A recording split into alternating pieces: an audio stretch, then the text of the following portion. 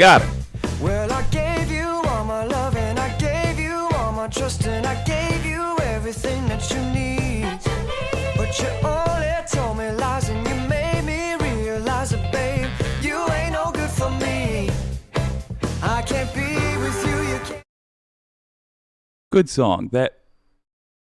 That's Ryan Pruitt. That's a little hot, that mic. There we go. Even more. There we go. That's Ryan Pruitt, Hit the Ground Running. And as you can tell, I'm dog sitting again. We've got Archie McLean. We've got Bennett Bartholomew Jenkins. We've got Rosie behind me, and even Wallace. You may get a lot of guests in this stream. But yeah, for the next 10 days, I'm out of the void, and we'll be doing the stream from here. I was going to say with increasingly frizzled hair, but I don't know. Hard to get much frizzier than this. How are you all doing? Let me say hello to the gang. Rex Track, look at Jake, all relaxed. Oh, thank you so much, Christy Z. Nice new background. Thank you very much. It is not mine. It does not belong to me, but I will be streaming from here for some time. Rex Track liking the hair. Well, thank you. Sonia B, it's Casual Friday. Looking relaxed, Jake. Well, thank you. I am feeling relaxed. And hello to Looney Tunes 9000. What happened to the green screen? I have no idea what you're talking about, Looney Tunes. I stream from the void, a space in between dimensions, which happens to look remarkably like a green screen setup. Wireless Mike, hello, good to see you. Groove Dragon, yes indeed, Casual Friday. Pinkerbell, stealth curly hair is awesome, but I'm biased because mine is too. Curly hair queens for life. Hell yeah. Tao and Jack, hello, nice hair, Jake. Well, thank you. This is what happens when I get all sweaty, running around, trying to carry a senior dog outside. And I wash my hair with dish soap because there's leaves in it. Not a glamorous life, but a fun one. Groove Dragon. Hi, brother. Hello, Groove Dragon. Good to see thee too. My word. I'll give you a woof, Jake. Well, all right. Thank you, Rex Track. Groove Dragon. Jake streams from a space between his ears. Indeed. I got the vaccine, so of course I produce 3G internet. I know they said it was for 5G, but the stealth vaccine population reprogramming technology is way behind cell phones. No, I only have 3G, which is why you will still probably get some interruptions in the stream. It's Friday Peace Talks. We haven't done this in a while, but I don't want. I like the setup for Peace Talks, so let's keep doing it. I also have a new kind of show that I want to pitch to you guys. I've been on a nostalgia trip lately. You know what? I probably should record this. I've been on a nostalgia trip lately. I've been thinking about the old jobs that I've had. I was an ill-advised radio show host and sports broadcaster. I was a newsman. I was a producer, an executive producer, slightly less ill-advised, but still. But I'll tell you what, did other things too. I was a salesman once upon a time, and I want to walk down memory lane with y'all.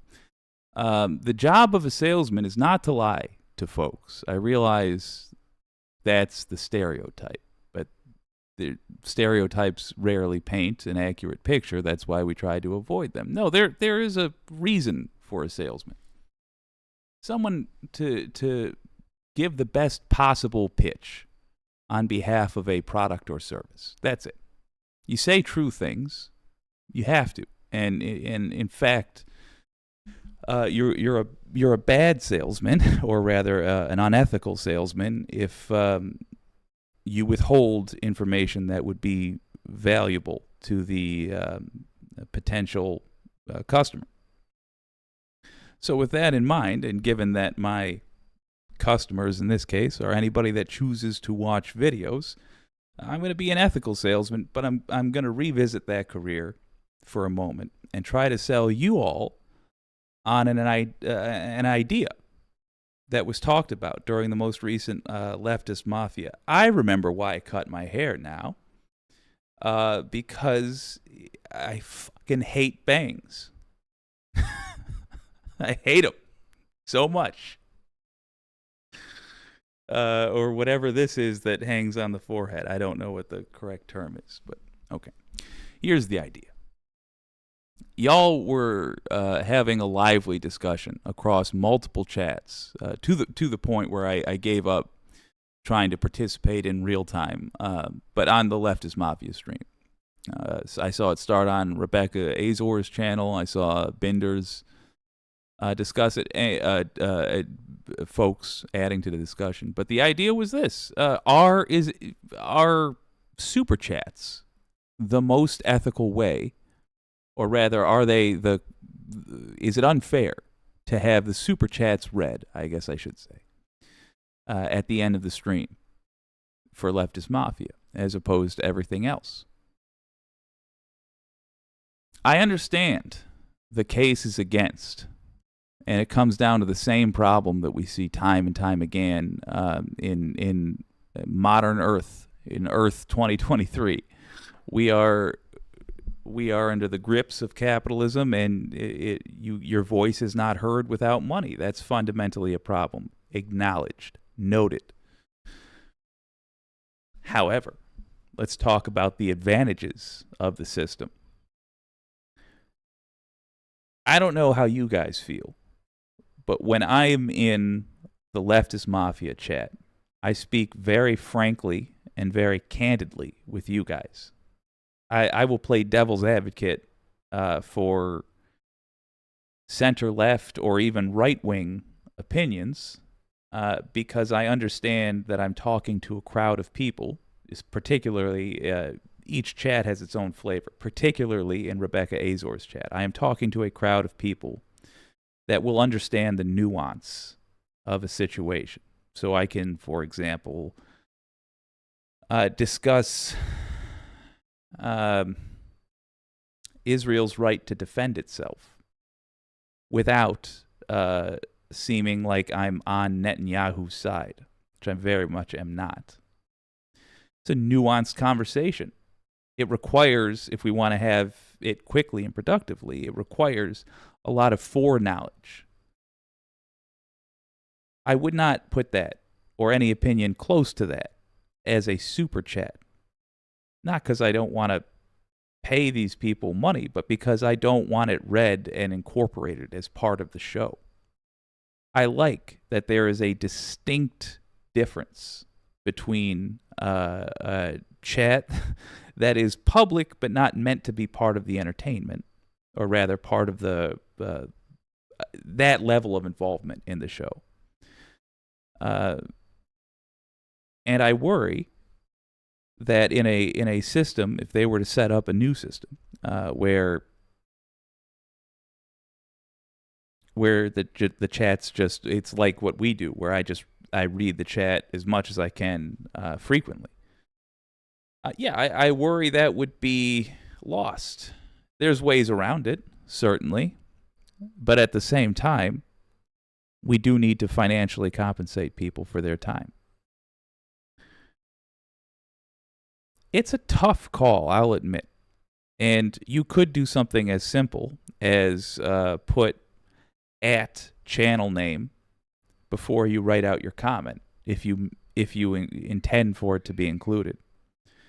But multiply that over the size of the Leftist Mafia collective audience, and you would have a show that I think would be nothing but them reading comments.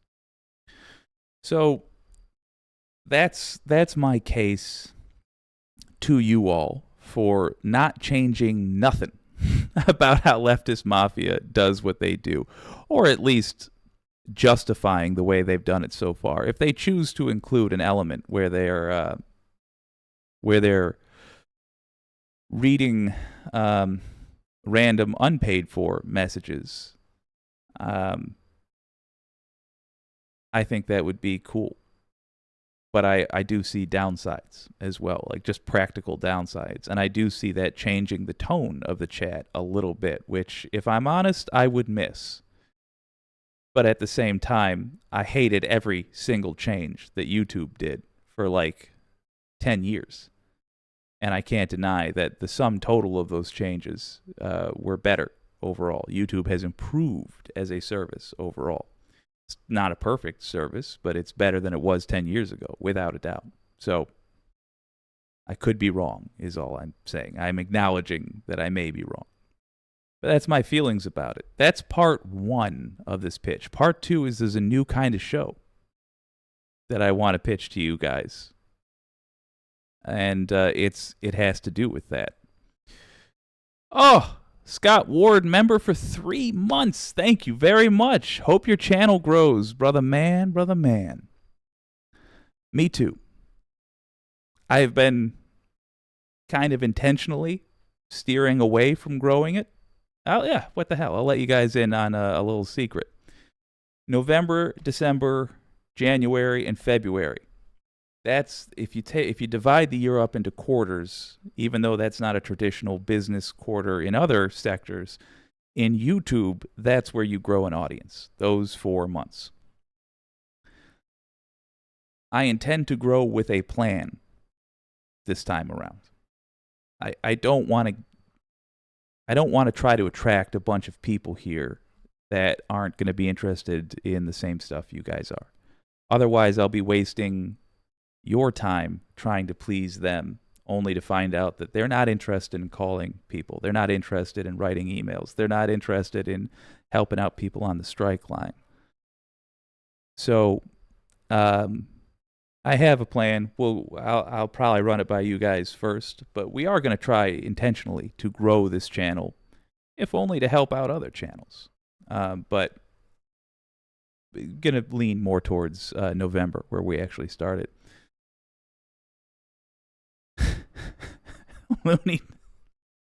Looney Tunes at Wicked Foxy Dragon. Can't you tell that his fucking set looks almost the same as the Majority Report?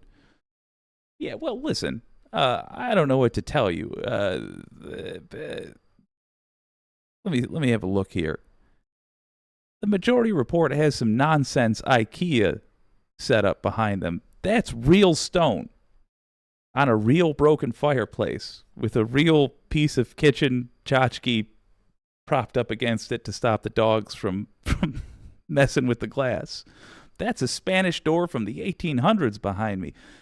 Sam Cedar wishes, son, he wishes he had a set like this.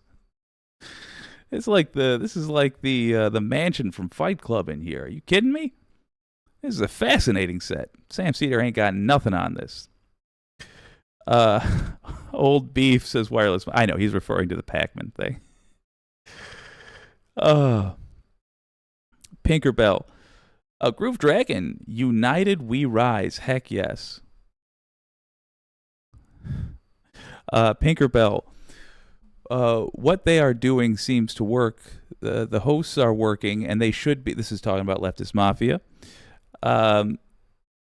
What they are doing seems to work. The hosts are working, and they should be able to accept tips if that's part of the job and making content on YouTube. Just my 2 cents. I agree. Christy Z, where is Auntie and Dogs Are Goth this evening? I assume sneaking up behind me slowly, belly crawling through the family's living room here. Never mind, that's Rose. Groove Dragon, green screens like that are hard to find. Oh, God. And yeah, the Pac-Man Majority Report beef is one of the funnier things I've seen. Oh, you okay, sweet girl? Oh, Rosie, guys. Stand by. I've got a senior dog. I got to help her out. Un momento. Not going to be thrilling content. But yeah.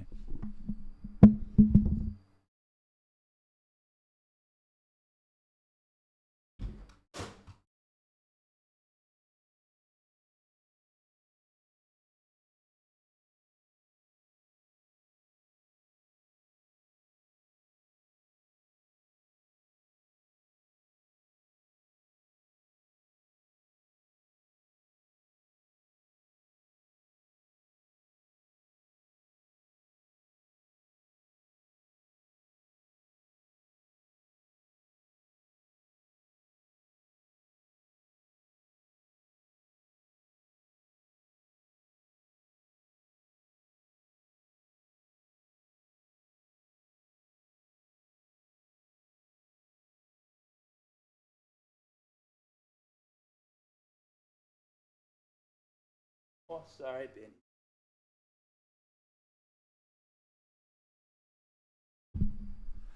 Hello again, and apologies. Groove Dragon, kindness to old dogs is a high art. Well, I am a little bit high. Supercalifragilisticexpialidocious. No 1970 sky, sky blue news anchor blazer and tie tonight. No, ma'am. No, ma'am. Although, you have made me desperately want to go break it out. I feel weird outside of a tie. Genuinely. I have a dog who's the same way, my Benny lad. Hello, Angel. He's not wearing his collar. He doesn't feel right till he has it back on. Rex Trek, my antidepressant ain't working. Oh no. Yeah, it is. Well, thank you, Wireless Mike. It is Casual Friday. By the way, and I'll just commit you to this now by talking about it publicly. Oh wait, no, you already recorded the news anchor bit. Withdrawn.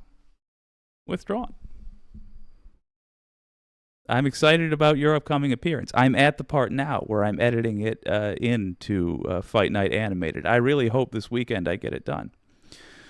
The hell was part 2? I'm still recording. Good God. Now I have to edit this thing. All right, here's part 2. New kind of show. I want to throw this at you guys. I also miss being a radio station DJ. And an actual radio station. I did a terrible job. My signal wasn't so good. No, I miss being a DJ. That was fun. I want to do that for like a couple weekends. So here's the deal. I have a website which I have purchased a lifetime infinite license for, on the hopes I might do something along this line. It's called Audio. Let me grab that. Here you go. It is called Audio. Spelt with 2 I's to be insufferable. If you go to that website, you can play all the music that they have available. You can get a sense of what they have. It's the music y'all have heard to open the show before. Scarlett Park, Bryce Green, Pete James Johnson, Ryan Pruitt, Yellen. Names you may become familiar with. Here's what I'm going to do. I am going to, if you guys think this sounds like fun, I'm going to start a jukebox show. Maybe I'll do it Saturday afternoon, sometime like that. But the idea is if you give me 25 cents, literally, good girl. If you give me 25 cents, like a jukebox in a bar, you can pick the song. Otherwise, I'm just going to play songs. I think there are ways we could make that cooler, and I welcome thoughts. I think it doesn't have to be limited to 25 cents. You can give me a $5 if you're feeling real generous, but the idea is to make it inexpensive. I also, however, want to come up with a way you can simply not pay. I think there should be a guaranteed non-capitalist way. Maybe, for example, you can just drop in the comments suggestions, and I'll randomly go through and pick. But if you pop in 25 cents or whatever, you get the song. But the whole content of the show would literally just be playing the music and in between songs, chatting.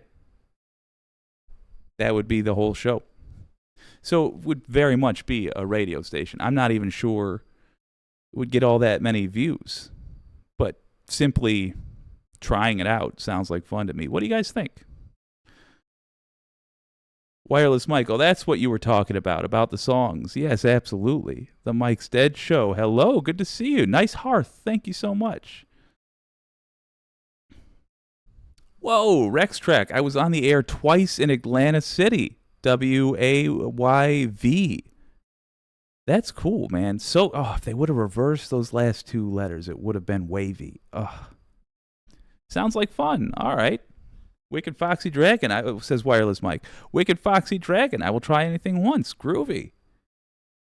Oh, yeah, I don't know. I like the broad concept. To be continued. Ads will run shortly for some viewers in 10 seconds. All right, folks, since ads are going to start running for some viewers in now 4 seconds, I'm going to set up the next segment. Stand by.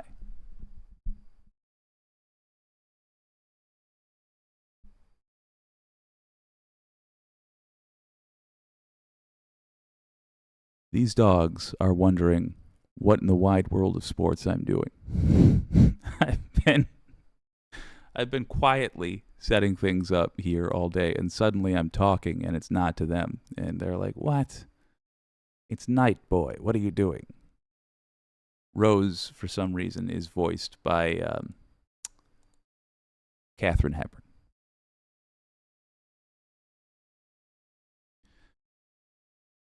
Well, just in case we're still at the ads, here is a little behind the scenes for what we're doing next. I'm not done talking about Trump stuff, man.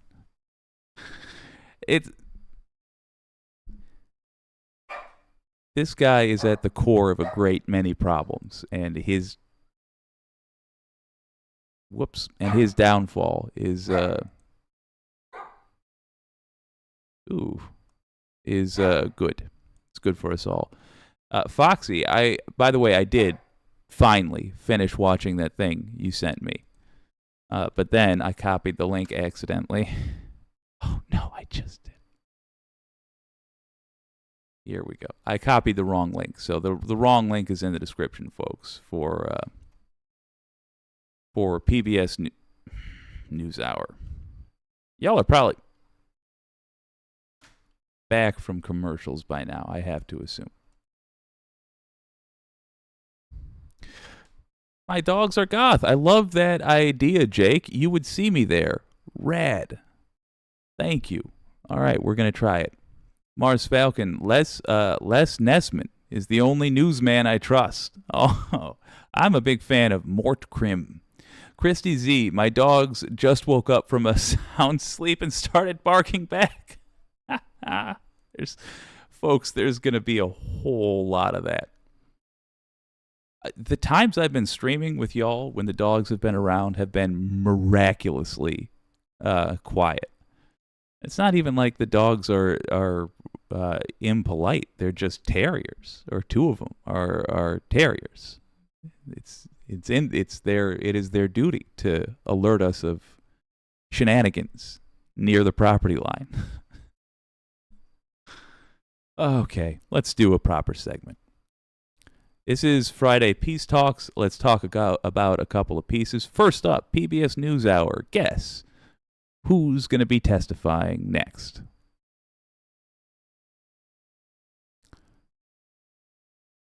Y'all. Guess who's testifying against Donald Trump next? Guess who's been ordered to testify? The name rhymes with Blivanka.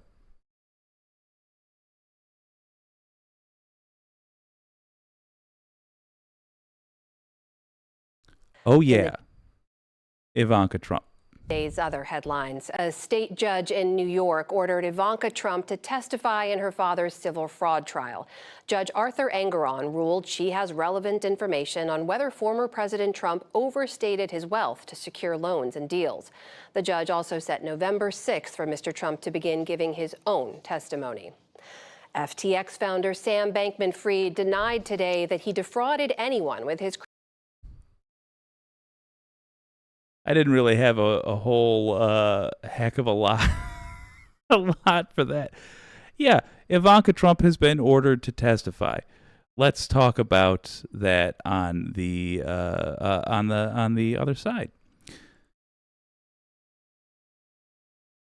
So if y'all have been following the Ivanka of it all, she made the wise decision early on to not do what Trump was trying to get her and everybody else who could testify against him to do. She did not take a Trump lawyer, or rather, she got rid of the Trump lawyers. And instead, she took some of the billions the Saudis gave her and her husband, and she hired her own lawyer. You know, the Saudis gave her money in exchange for letting them get away with murdering an American citizen, Jamal Khashoggi. And they did that. They covered up a murder of an American citizen and took a bribe for it. And because they had the money from that bribe, they were able to hire their own attorney, and they dodged a lot of the fraud claims that Trump is currently litigating. However, the argument they used was that she was an employee of the U.S. government, or at least of the White House, for much of that time, and thus she has protections. Yada yada yada. Well, a lot of the fraud that they're talking about took place before Trump was in the White House. It extended back into that time, when Ivanka Trump was working for her dad and engaging in fraud. Is she a subject of the blah, blah, blah? No. She's not going to get in trouble, in other words. But she has to testify. She cannot lie about what she did. She cannot refuse to give evidence that she has. If she does refuse to give evidence and it is found, she will be in a whole different realm of legal problems. That's where she lives now. That's her life going forward. Admitting to the many crimes she helped facilitate. Good. May she live in disgrace, age poorly, and be out of our hair quickly. I have absolutely no sympathy, but I'm delighted that she is getting those comeuppance. Wireless Mike says he's going to be so mad that his girlfriend. Wireless Mike, he's going to be so mad that his girlfriend is spilling the beans on him. Yeah. Yes, he is. Mars Falcon. Super casual, Janie Buck. Janie Buck, hello there. Good to see you. Pinkerbell, couldn't have happened to a more deserving bunch. Yes, indeed. I'm gonna be like Christy Z and give you the clink. Yes. I forget what FAFO stands for, but FG says FAFO. Oh, right. It means around. Find out. Good. Pinkerbell, I love this for her. Total girl boss. Sure. My dogs are goth. Here. Yup. Groove Dragon, criming are us. FG, thank you for the explanation. Hello, Janie Buck. Yeah, definitely F around. Definitely effed around. Is now having to discuss her effing around. That's the form her finding out is first taking.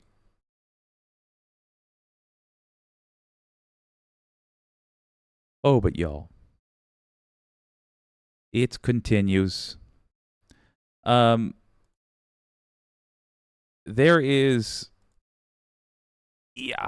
there's something I haven't viewed. This person has 7.4 thousand subscribers, which is, I realize how silly I'm about to seem, but it's actually not all that much. It's a good amount, don't get me wrong. But I wonder if they should have more, and we'll find out together. Recently discovered a streamer, or rather not a streamer, but a video essayist that is very similar to somebody else that we've had on the stream a lot. We have Let's Talk Elections. We play them frequently. I like their assessments, and I have a special place in my heart for folks that look at political maps and try their best to predict what will happen or what needs to happen. Because it helps us make plans, and we're going to have to coming up. All of us are going to have a zone of the country that we need to cover and take responsibility for, and it helps to know what kind of numbers we're dealing with. Speaking of, I give credit most recently to Wireless Mike for keeping us all informed on what was happening in Tennessee and helping us be part of the wave of content makers making a stink about Gabrielle Hansen. I think the popularity of those stories is in part because of people like Mike who insisted we talk about these things or kept bringing them up. Good. We're all going to have to do that. It will help us very much to have a good understanding of the actual number of people we're talking about. To that end,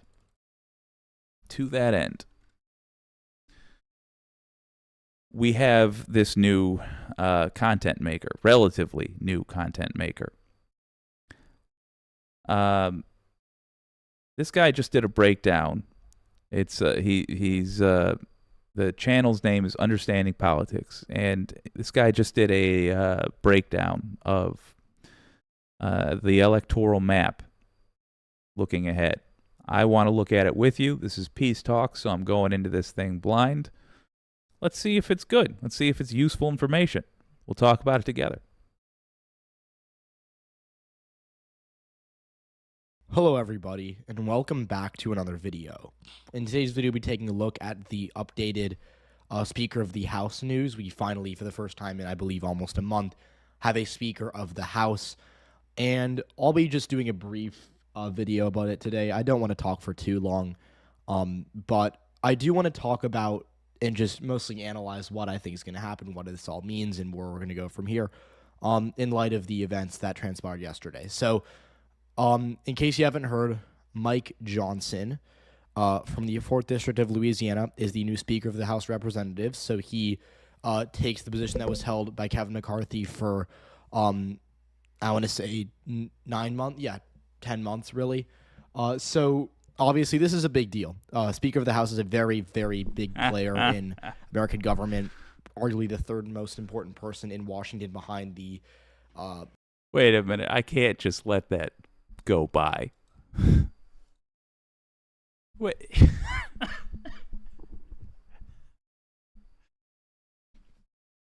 How long was Pelosi Speaker? How long was, I don't know, who was the guy before Hastert? How long was McCarthy Speaker? 10 months. How long was, hold on. I do love Google.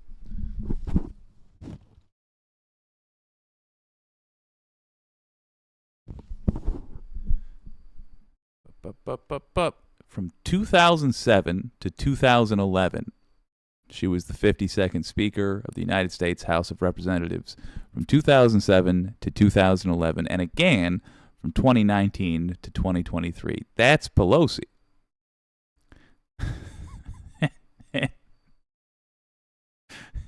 And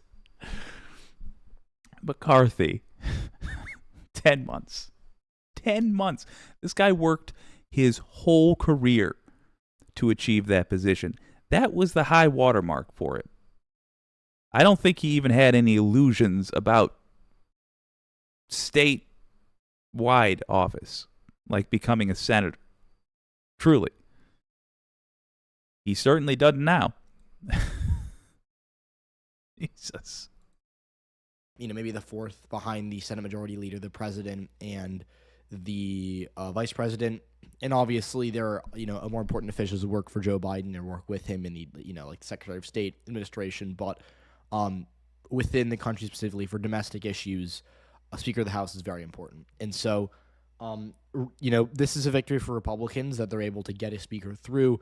I, for a second there, thought maybe there's just no end to this for the time being. Maybe they, go to recess and they adjourn and they come back and it takes them months to figure something out. That to me was a real possibility for a few days there, but I was wrong. Republicans did get it together in the end. And Mike Johnson, I think, is a good pick for them. He's very conservative, but he doesn't really have the rep that someone like Jim Jordan has. Again, for a few days, they really were looking for Jim Jordan or maybe even Steve Scalise, both of whom are very, I'd say Jordan specific, very well-known conservative kind of firebrand figure that is not super popular with it, to the majority of Americans. And so had Republicans, picked someone like that, Democrats would have had a much easier time labeling them as the right-wing party that isn't necessarily moderate or isn't representative of what the median voter thinks. And again, someone like Jim Jordan, not popular at all, makes it very easy for Democrats to kind of use them as a boogeyman. Now, in the case of Mike Johnson, he's not really that well known. I knew he existed before this. I didn't really know anything about him. I had to do a bit of reading. As you guys might know, the entirety of what I knew about Mike Johnson was the line under an article about him from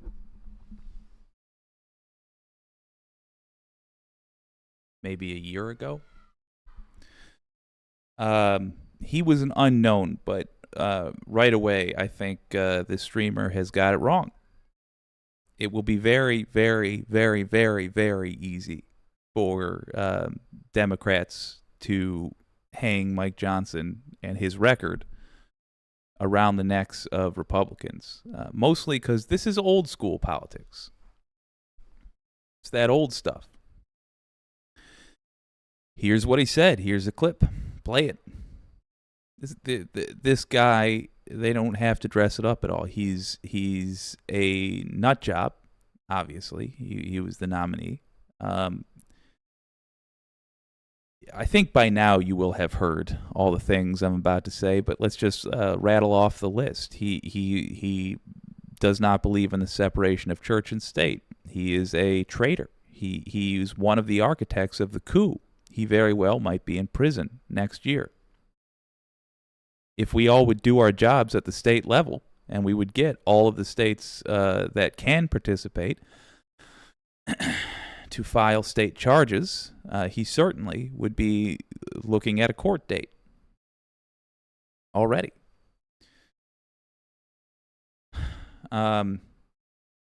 The only redeeming thing about him is that he once in an interview mentioned that there is systematic racism. That's a problem. He didn't actually do anything about it, but he mentioned it. That's the only thing redeeming about him, and of course that's what his own party hates about him. So, and J.D. Vance doesn't like that he is for supporting our allies in Ukraine. He doesn't like that Mike Johnson is willing to support a country against invasion, a country that we said, hey, if you give up your nuclear weapons, we will ensure that your borders aren't compromised. So Mike Johnson, against us keeping our word, against us denuclearizing, taking away the nukes from countries with an agreement.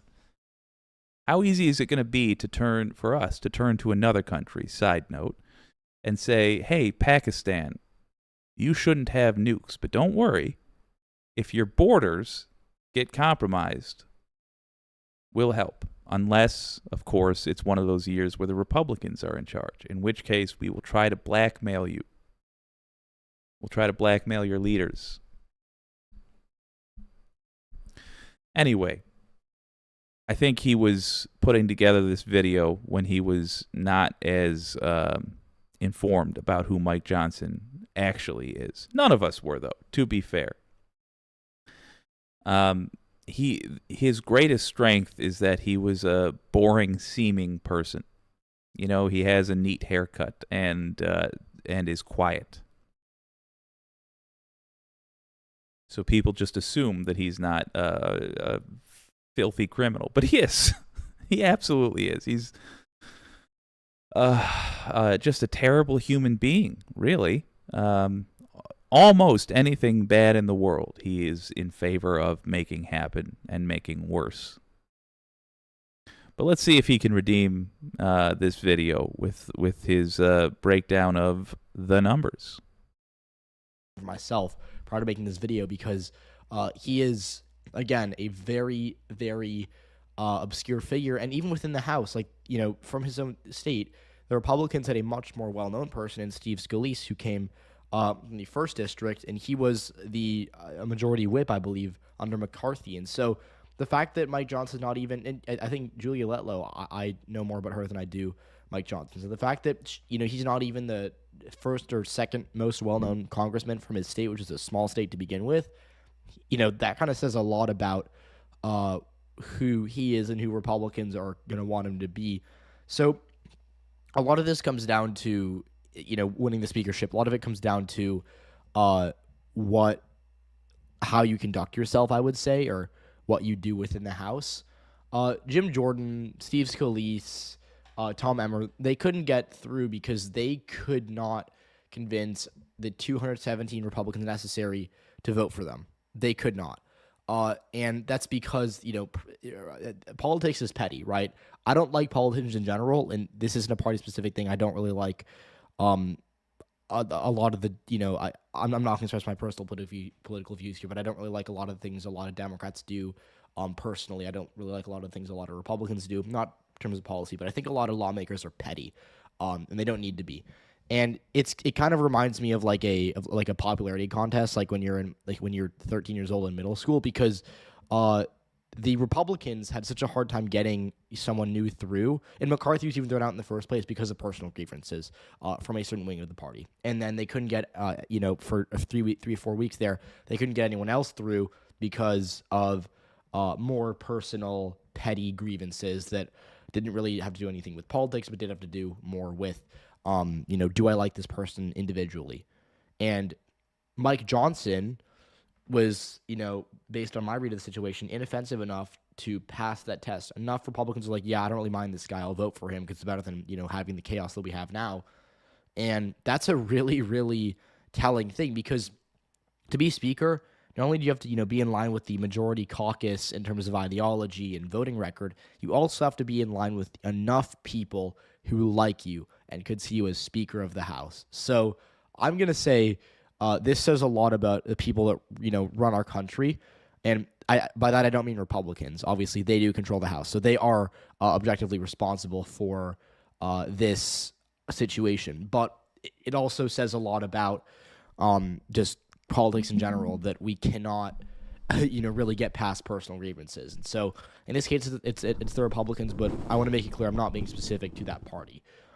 Democrats, I'm sure it would not be hard to think of times Democrats have let their personal, you know, issues get in the way of their progress and productivity at Capitol Hill. So that's the first thing I want to say. The second thing I want to say is, let's talk a little bit about the electoral implications of this. Again, Hold on. I think Mike Johnson. That's what I want to talk about, really. But since he brought up the other stuff, let's talk about what he brought up before we move on.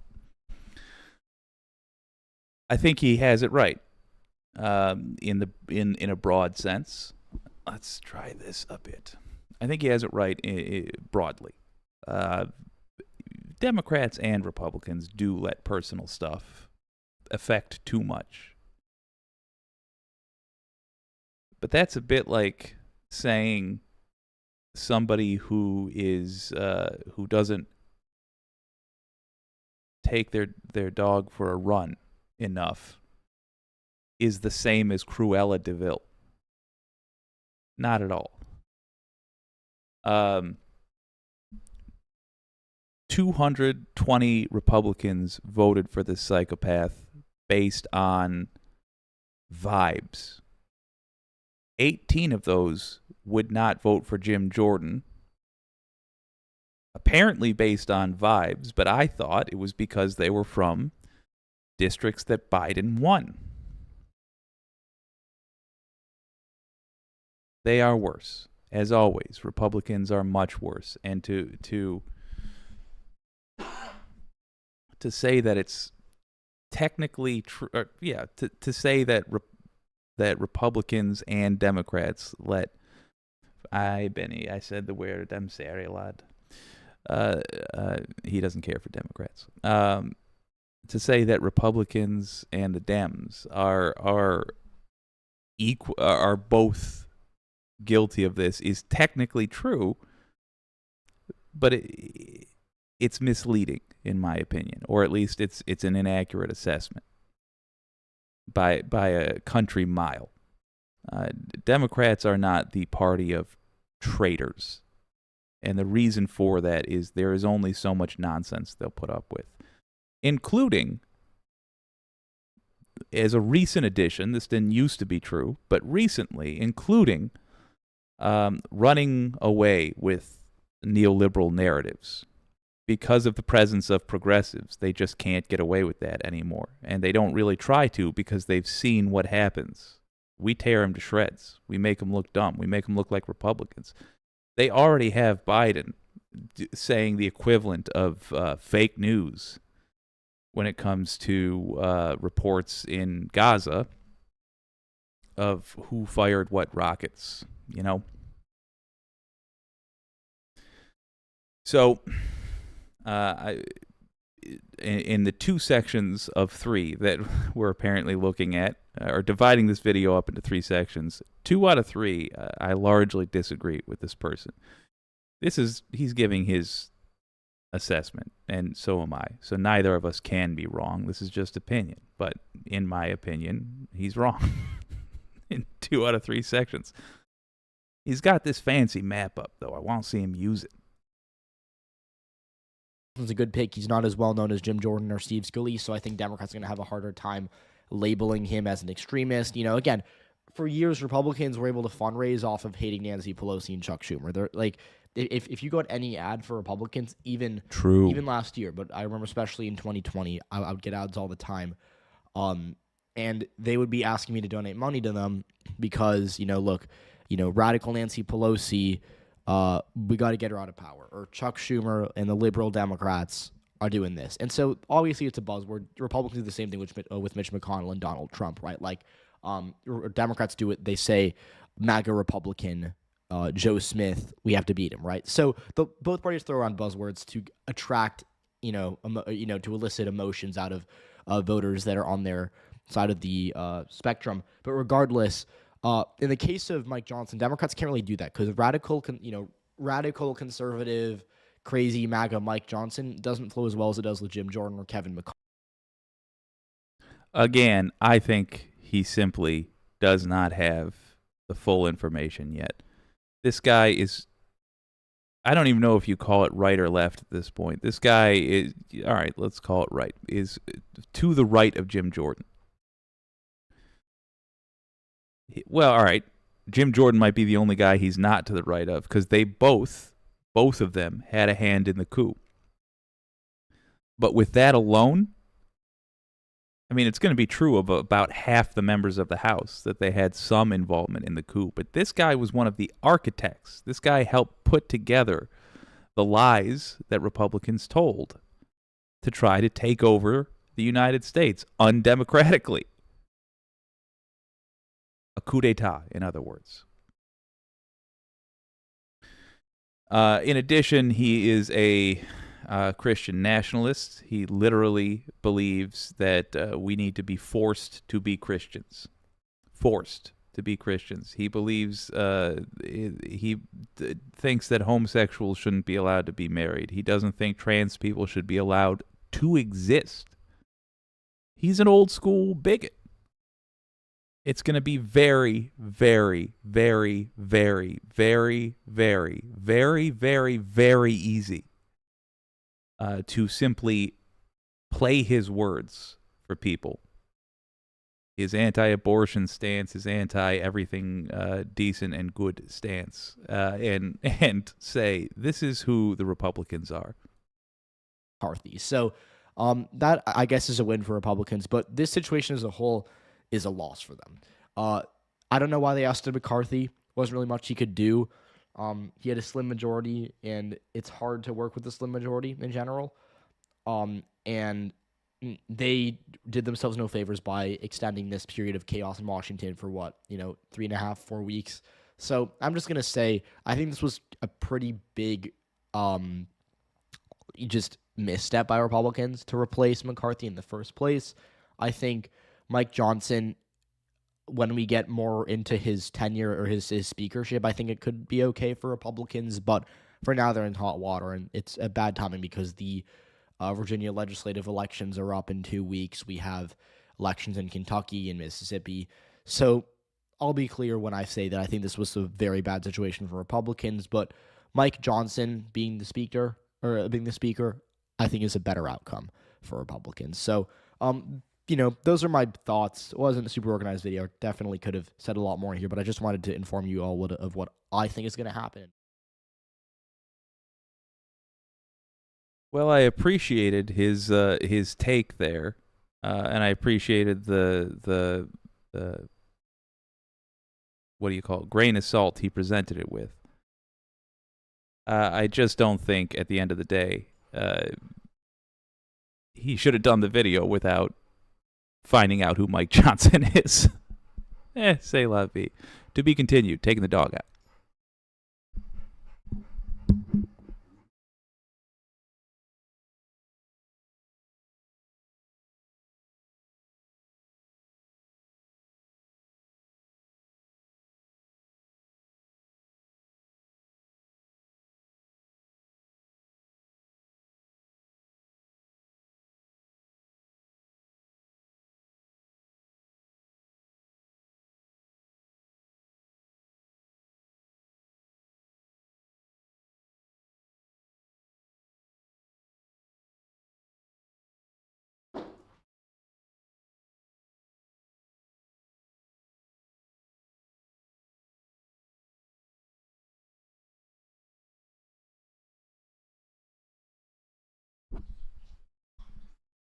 I will have to I'll have to put up the 2023 equivalent of a screensaver for that. Let's see what the Wicked community has to say about that particular piece. Mars Falcon, in specific places it is worse. Wisconsin is the poster child for gerrymandering. With Dems getting over 50% of the votes but getting 1/3 of the seats, it is so blatantly anti-democratic. Yes, it is.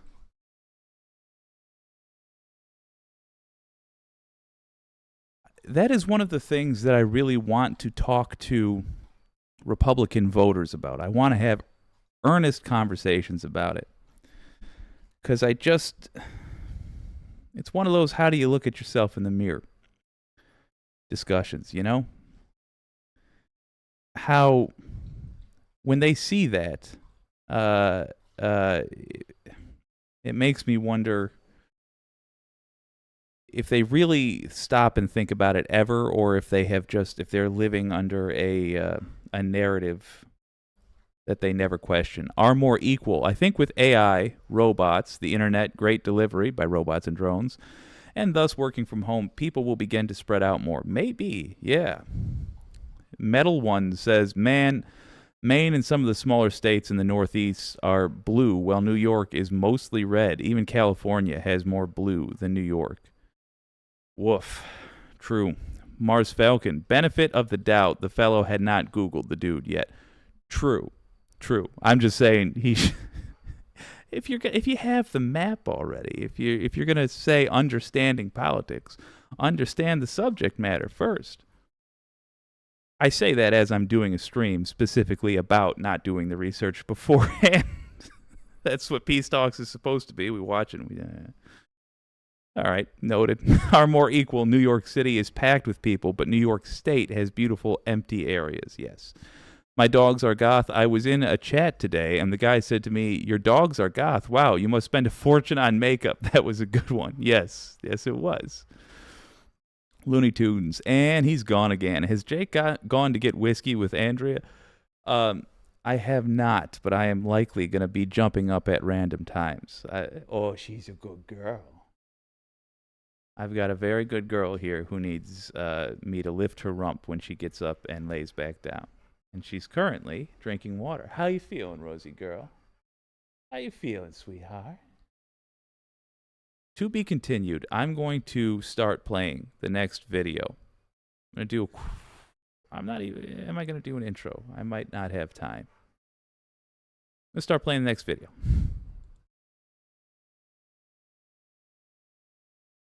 Folks, she is back, fully melanated.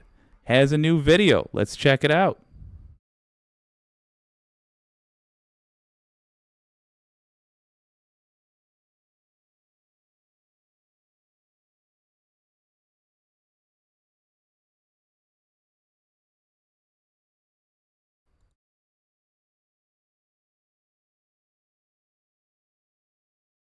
I know it's been a minute. So don't come for me. I'm just kidding, y'all. But I know it's been a minute, and I wanted to make sure that I did come back on towards the end of 2023 because there are some amazing grants out here that I actually got notified for about a week ago. And I was like, let me film this because it's the end of the year. You know, people are still asking me and wondering what new grants are available out there. With that being said, I do have some grants available that I am going to be sharing in today's video. Now, the thing is, I have 8 grants. Okay, so I have 8 of them, but I'm going to be parting this video into 3 or 4 parts because there's so many grants. Okay, and also the thing about these 8 different grants is there are multiple different industries, right? So we have some non-profit organization grants. I also have some black-owned business grants, and I just have some startup grants. So this is going to be a really, really great video. So be sure you guys stay subscribe and click that bell to be notified because I'm going to be putting this into 3 or 4 different parts. And I want you guys to watch each and every one of them and see what you can get and what you can qualify for in order to get this money, okay? Again, like I said, I know it's been a fat minute. So for my Tanzanian... That wasn't much of an intro. Let me just fill you in if you weren't watching back when we first showed her off on this channel. Fully Melanated does what I do. She tries to tell people what you can do to just make things happen. She's broader, though, or started off broader than this channel, which is largely about politics generally, and social movements, I suppose. She focuses these days on how you can fund things. I don't know about you, that sounds useful to me. And she makes it very, very, very easy to follow her advice. I really sincerely hope we can build up her audience a little bit, simply because I want her to be motivated to do more of this content. I want this content to exist, and she's the kind of person where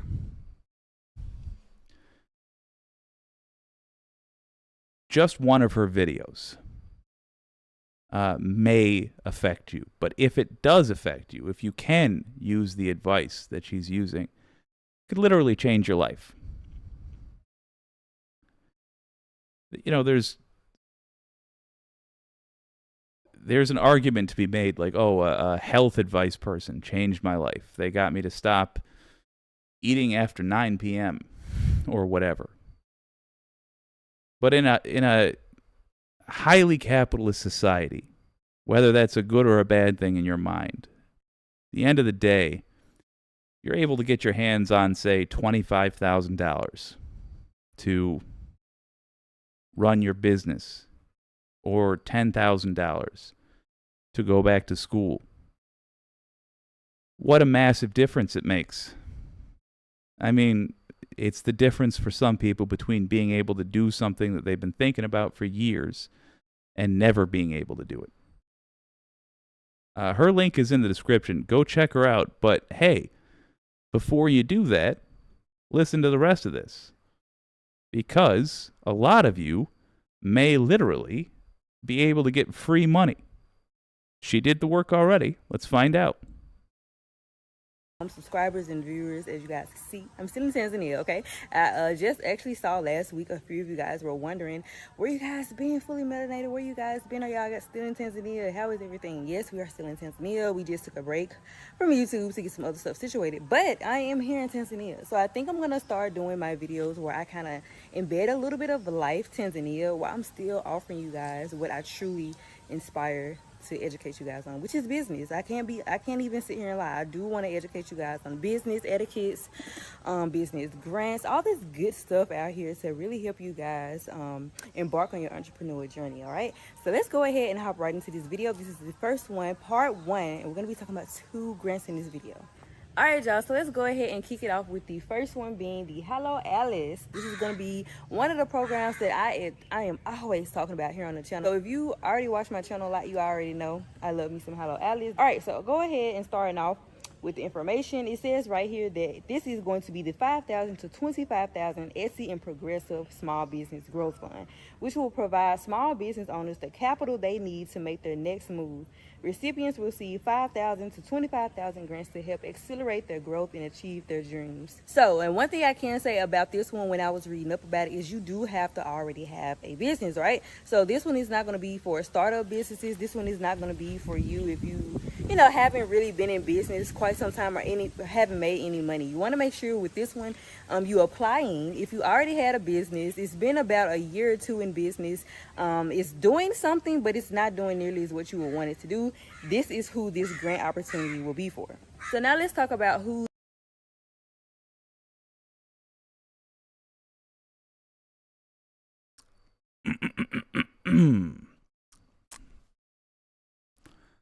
A year in business, hasn't quite made $1 million yet. Located in the United States. Okay, noted. Thank you very much, Fully Melanated. I'll let y'all know how the grant process goes. Who's eligible? We're just shy of $1 million. We got really lucky in that regard in 2022. Just under $1 million. So, of course, for this one, you will have to be a for-profit business located and registered in one of the 50 United States, Puerto Rico, or the District of Columbia. You must have less than $1 million in 2022 gross annual revenue. You also must have a commitment to their customers and community, and also have a clear plan on how the funds will help you achieve them significant growth milestones in the next year. With this is you want to make sure you have a business plan. Now, if you need help with a business plan, please make. Side note, yes. Let me go back. Next year. Side note, did you guys catch that? Deadline is Tuesday. If you have a business that has been open for at least a year, now would be the time. This weekend.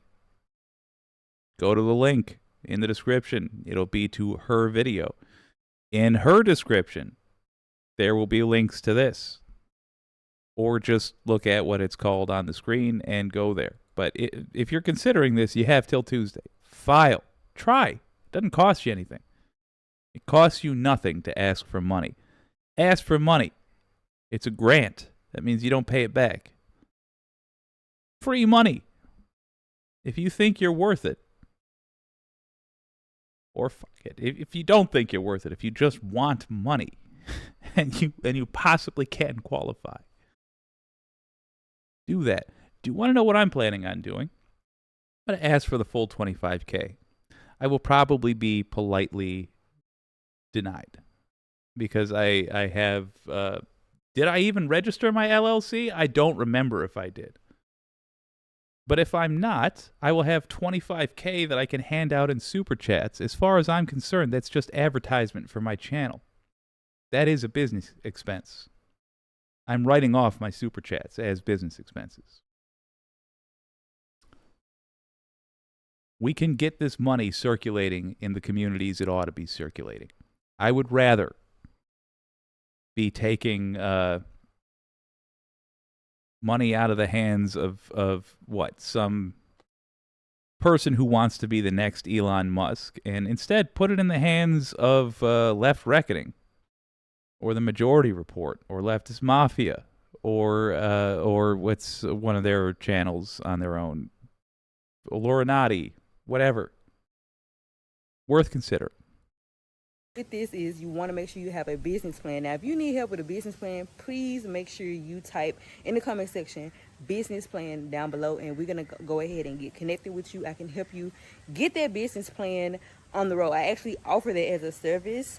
If you do need help with that, I would highly suggest you go ahead and reach out, because that is going to be something you're going to need for most of these business grants. And even if they don't say that you need it, it's so much better when you do, because it really increases your chances. So let's go ahead. You can also just Google.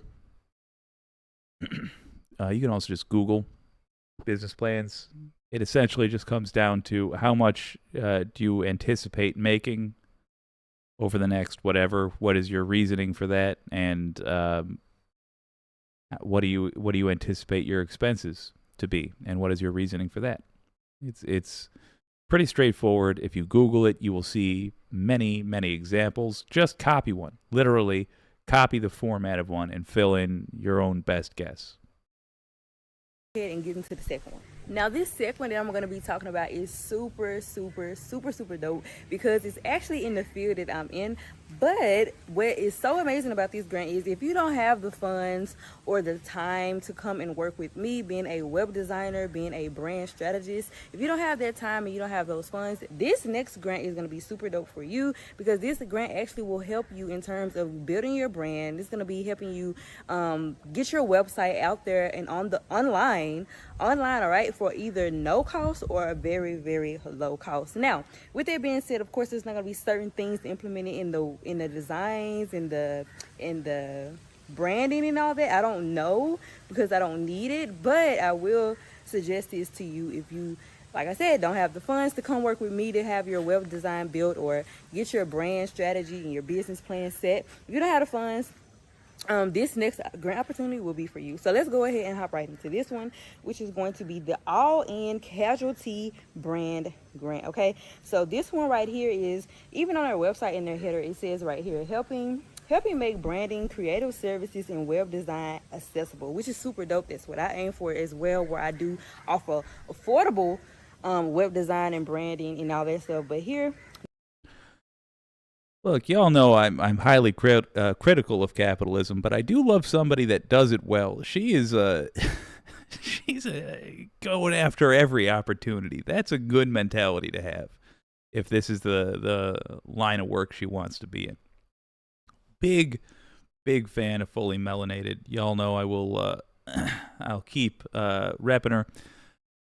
This is another good one. She lists a third resource. We're going to play that too, but I want to pause for a moment. Looney Tunes 9000 saying ESPN is one that you forgot, Jake. That's Emma's sports channel. I don't know when we were discussing. Oh, I see. But yeah, I never forget ESPN. In fact, she is the only person who I have been messing around with wrestling intros for that hasn't ever talked to me. We have never met. But I think I had an idea for a wrestling intro for her, so I want to put it together. And I'm working on it. Logan Hill, incredible idea, Jake. Thank you so much.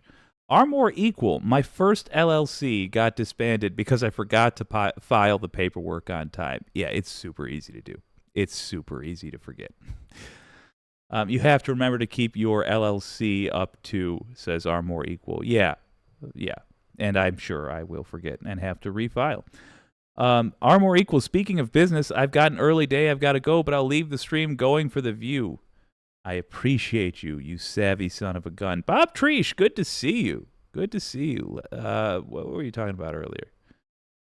The Humanist Report, Left of the Box. Yes, listing off great channels. The Rational National. I will go to all of these. And yeah, I'll go to ESPN too. I love what she's doing. I now understand that other comment in context. Just to support it. Just to support it. Why not?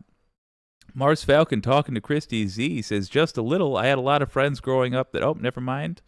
Oh, he hobbles, he can hoblo the Espanol. Well, that's fantastic, man.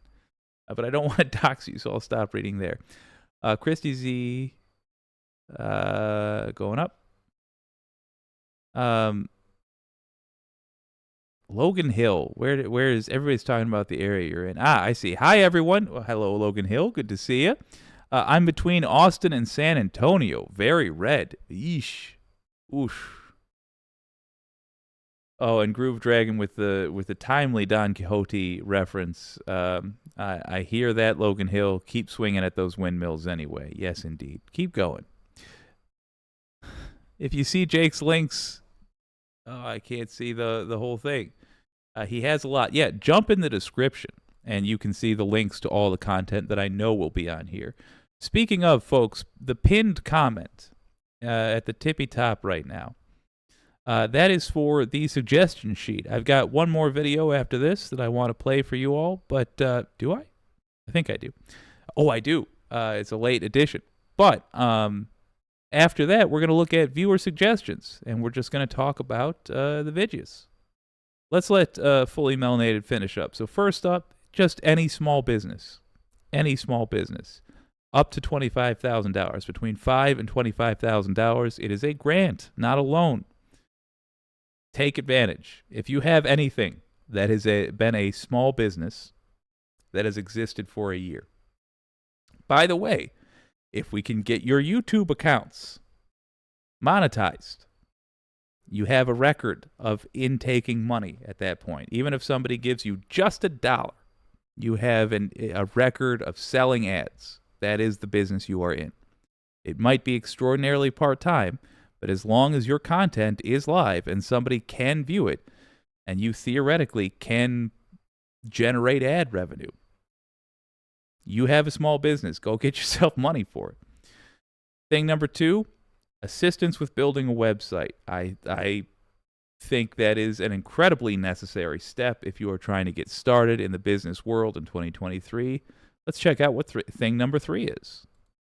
They're going to be putting you up on game for either no cost or little cost at all. So right here it says, what is the Casualty Brand Grant? So it says they offer grants to help nonprofits and good causes access branding, graphic design and creative services, and website design and development service at no or low cost. We work with organizations like yours.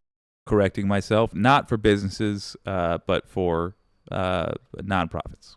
To help you build a brand with sustainable tools and empower you to use them, elevating your brand and enhancing your ability to serve. All grant projects are performed by our staff and dedicated professionals, okay? So it says this grant is open for nonprofit organizations, government agencies, and educational clients in the U.S., Canada, and Mexico.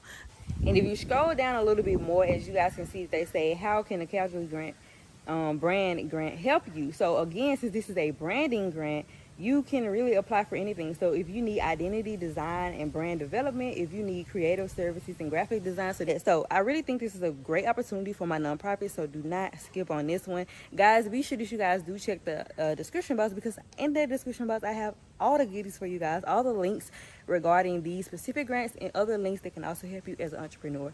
All right, guys, I'm gonna see you guys in the next one. Bye.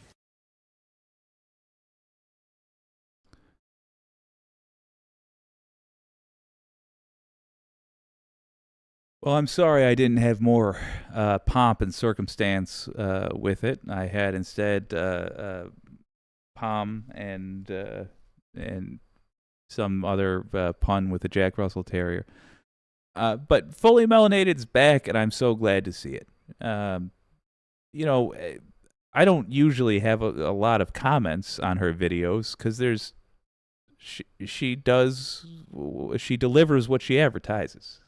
And she does a hell of a good job, and she makes it very easy to follow her suggestions, to the point that it even helped shape what this channel has turned out to be. I am a big fan of Fully Melanated. Go check her out. Consider subscribing, even if you're not gonna get value out of every single video she puts out, because some might just be about starting a business, and you may have no interest in starting a business. She has a tendency to like make every 5th or 6th video weirdly specific to something you're going through and offering a tangible way you can help yourself. I don't mean like meditation, I mean like money or services or yada yada yada. So strongly recommend her. Also, if you just want to have in your repertoire a very good sense of the sort of help that's available to people generally, getting familiar with the way Fully Melanated goes about finding money, finding opportunities, it'll help you. It'll make you a useful friend to have. You have a buddy that's starting a business and you're a fan of Fully Melanated, you'll be able to not just say, oh, yeah, that's a great idea, go get him, but say, yeah, that's a great idea. You can fund it by going to this website. That'll make you a fascinating person in the eyes of your friend group. You drop something like that. Give it a thought, and consider subscribing to Fully Melanated, one of my favorite, relatively new YouTubers. Oh, let's see what y'all have to say. I was wrong, by the way. Drop links in the Google Sheet if you would like us to check out a vidya. I will say I see one comment in the Google Sheet, and it might just be an accident, but it seems very much against the spirit of what we're trying to do. But I'll read the comment anyway. You should just know, A, I don't know whose it is, and B, the in the clip section, it's just a very brief. You just give me like not even a full sentence of what it is we'd be looking at so that I can introduce it. Then in the link section, give me the link so I then have the link and I can show it to people. And then suggested by, just let me know who you are so I can tell people this clip that I'm playing for you now was suggested by X. But nonetheless, I will read the comment because it is an interesting comment. The biggest criticism I have of Anna going on PBD, that's the Patrick Bet Davis podcast. It's a right-wing show, but the guy is not as much of a loony as we've come to expect, is that she vents her frustration with the trans community, of course. With the biggest hater of trans people on the internet, oh no, I didn't know this, wish I hadn't said that thing earlier, Patrick Bet David. It was no different than if she had sat with David Duke and had a cordial conversation where at some point she agreed with him that black people went too far in expecting affirmative action, an opinion she actually holds. I'm sorry, that was a very bulletin word. an opinion she actually holds. I certainly hope she doesn't. I choose to believe not that. No, I'm sure you're right. I just hate that. I hope that's not the case. I hope you misheard. I don't think you did, but I really hope you did. Worst of all, she never picks low-hanging fruit. Worst of all, she never picks low-hanging fruit on his property, like exposing his opinion that he supported Trump's position that it is okay to fire a trans person simply for being trans, or PBD's position that trans women are mocking women and are an insult to women, or that they shouldn't have a public voice, as he has supported the Bud Light ban, which can only be explained as hating trans visibility.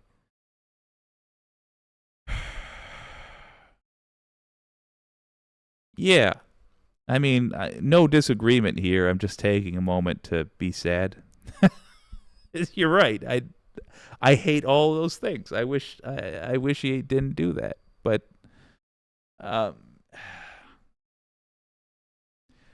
mean, my theory is that she's seen how much money there is in lying to right-wingers to make them feel better about being bigots. And she wants that money. So, like, at this point, anything she has to say is irrelevant to me. I look at her and I think, yeah, she's a liar. She's a con artist. There are worse con artists. I don't spend a lot of time thinking about her because there are actual stochastic terrorists. But to dissect the various ways in which she will continue to go downhill, I think will stand only to make us sad. But I'm glad you did, because now I don't have to. Trish, I remember seeing you there. Never mind. It was in reference to somebody else. Oh, Pinkerbell, shout out Canada and Mexico. Anytime, any day. Canada, how are you? Sorry I pissed you off a little bit just then. No, seriously. Hey there, Canada. I assume the hockey and maple syrup are going well. Mexico, delighted to be your neighbor as well. I assume the soccer and also maple syrup, because everybody loves maple syrup, is going well. Sorry, the agave plants are in short supply. Hopefully, you guys are planting a hell of a lot more, and in 17 years, tequila will go be cheap again. The letter hack is, oh my gosh, is he in here? I don't see him. Oh well, I hope so. In the case I missed your letter hack, hello.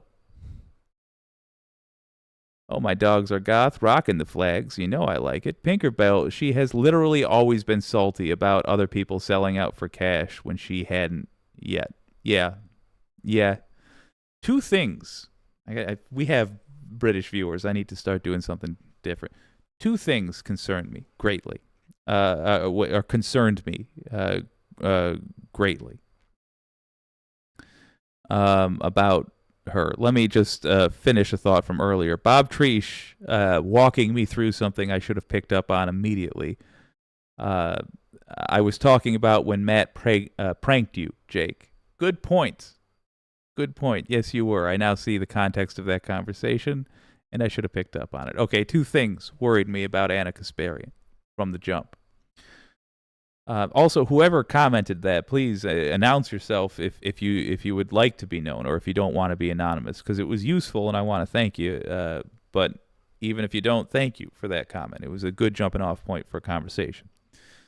Two things made me nervous about her. Number one is what you mentioned. She seemed to fixate on that. That seemed to really, really get under her skin. And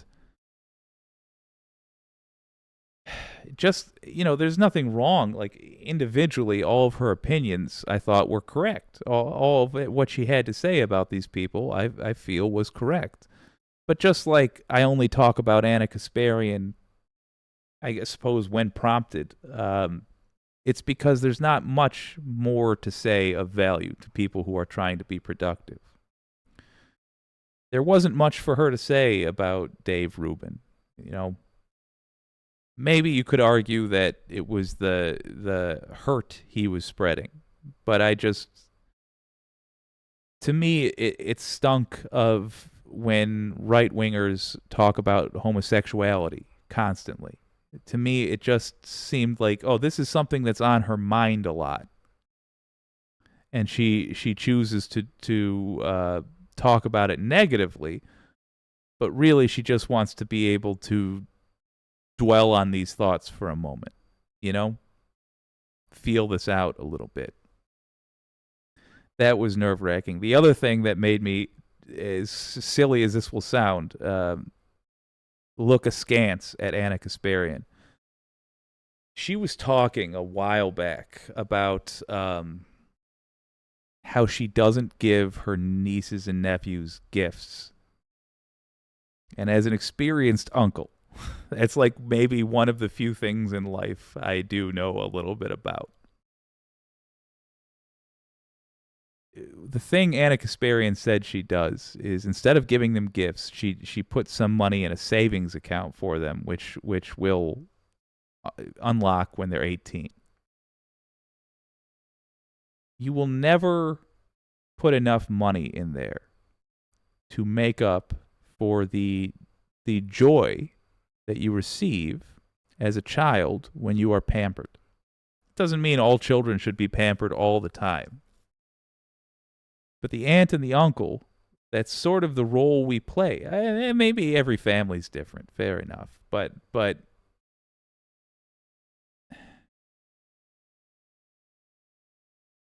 there is no amount of financial security that you can provide these kids that will make up for the happy memories that the rest of their life, the emotional foundation that they will be building their life upon. Never mind the financial foundation. Here's the wild thing you could do, Anna Kasparian. You could do exactly what you were doing, but also buy them a small, humble, $15, $20 gift on their birthday, on Christmas. A little $5 gift. Get them a book. Get them a token to tell them not just that you love them, although, yes, that you love them, but the art of gift giving, the act of gift giving is an art, and the art of it is in purchasing something, or not purchase, you can make it, you can whittle it, but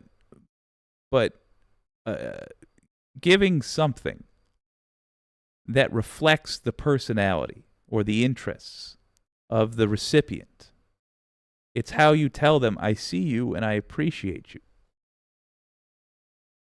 A very good friend of mine gave me a gift that I treasure. It's a weed pipe. I feel seen and appreciated. It is truly one of my most treasured things. There's not a lot of objects I have that I care about. I got a real sturdy letter opener and that weed pipe. Those are like in my top 10. I suppose this microphone, which is the means by which I intend to make a living, is also one. So it's a great gift. And that is what she should have been doing. And when she was expressing that she gives her nieces and nephews the knowledge that she's put some money in an account somewhere, that tells me that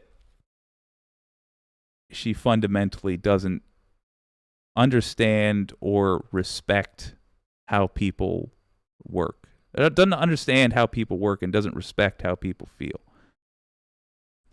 which is worrisome. And lo and behold, a couple months later, we found out, oh yeah, she's going to the dark side. Oh. Hello, public utility. Good to see you. Good to see you. Oh God. The Metal One. This is in reference to a larger conversation, but I just like the comment. So I'm gonna read it anyway. The dude broness was bad enough. The anti-trans, racist, and sexist stuff at TYT just made it worse. Yeah. By the way, oh, I don't know if they're in the chat anymore. I'll just tell them later. Oh, let me see down here. Let me see. Do we have any other? I don't think. Oh, wireless mic. My man. Okay. We've got a suggestion from a longtime friend of the show. I think I forget this. The subject of this suggestion exists about once a week, and when I'm reminded, I wonder why I haven't been marathoning their content. Among the best public speakers that exists on the internet. There's all kinds of advantages to people to make all kinds of content, but this person's ability to communicate is unrivaled in my opinion. Let's check. Whoop. Nope. Let's check it out. Thank you to Wireless Mike for the suggestion. This is Beau of the Fifth Column, a fantastic political communicator, discussing. What is he discussing? Actually, I don't have the sheet up. What is he discussing? Ooh, on advisors going to Israel. Woof. Well, he is a great source of wisdom when it comes to international politics. So let's check it out. Howdy there, Internet people. It's Beau again. So today we are going to talk about some news, and we're going to talk about a question that was prompted by that news, and it has come in at least a dozen times since the news broke. And we're just going to kind of go over what's occurring, and then we'll shed a little bit of light on the question. Okay, so if you missed it, if you don't know what's occurring, the United States has sent advisors to Israel. And by advisors, this time it's actually advisors, not advisors, wink, wink. We'll go over what the officials are saying first. And let's see. We have asked several officials with relevant experience simply to help Israeli officials think through the difficult questions ahead and explore their options. The IDF will, as always, make its own decisions. That was the Pentagon. This is state. We give them our best advice. It's important, as we said, not only what they do, but how they do it, particularly when it comes to making sure that civilians are as protected as they possibly can be in this crossfire.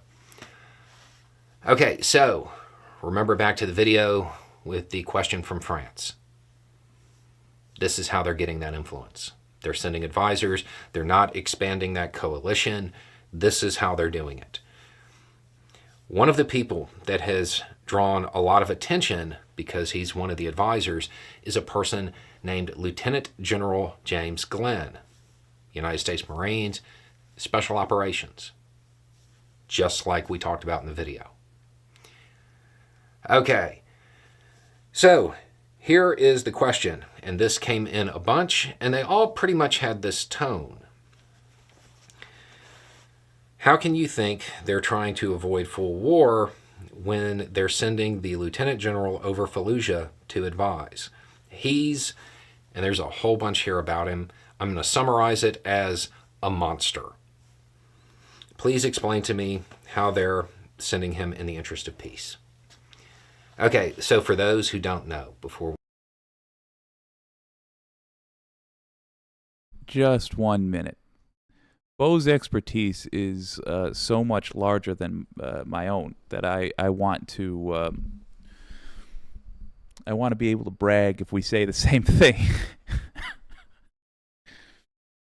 I heard a comment on Leftist Mafia the other night that I disagreed with, and I couldn't figure out how to articulate it properly. So I don't know if I actually responded in the comments, but here it is. Somebody said that Biden compared what happened in Israel to 9/11, and they were just aghast. He dared compare this attack, October 7th, to 9/11. It's a good comparison. It was a great comparison, in my humble opinion, and it was a correct comparison. And I think they couldn't have missed what Biden was saying more, and they were advising you poorly. That's a little harsh, I know, but it's my earnest opinion. And I also think they meant well, and I think their larger perspective on Israel and Gaza is correct. I think we need to actively be working to stop a genocide from occurring right now. Part of that work, though, means not overreacting. It means taking advantage of the fact that we are not currently getting bombed and being dispassionate because we have the luxury of being dispassionate. Dispassionate usually means, as long as you're staying moral, it usually means you're acting wisely.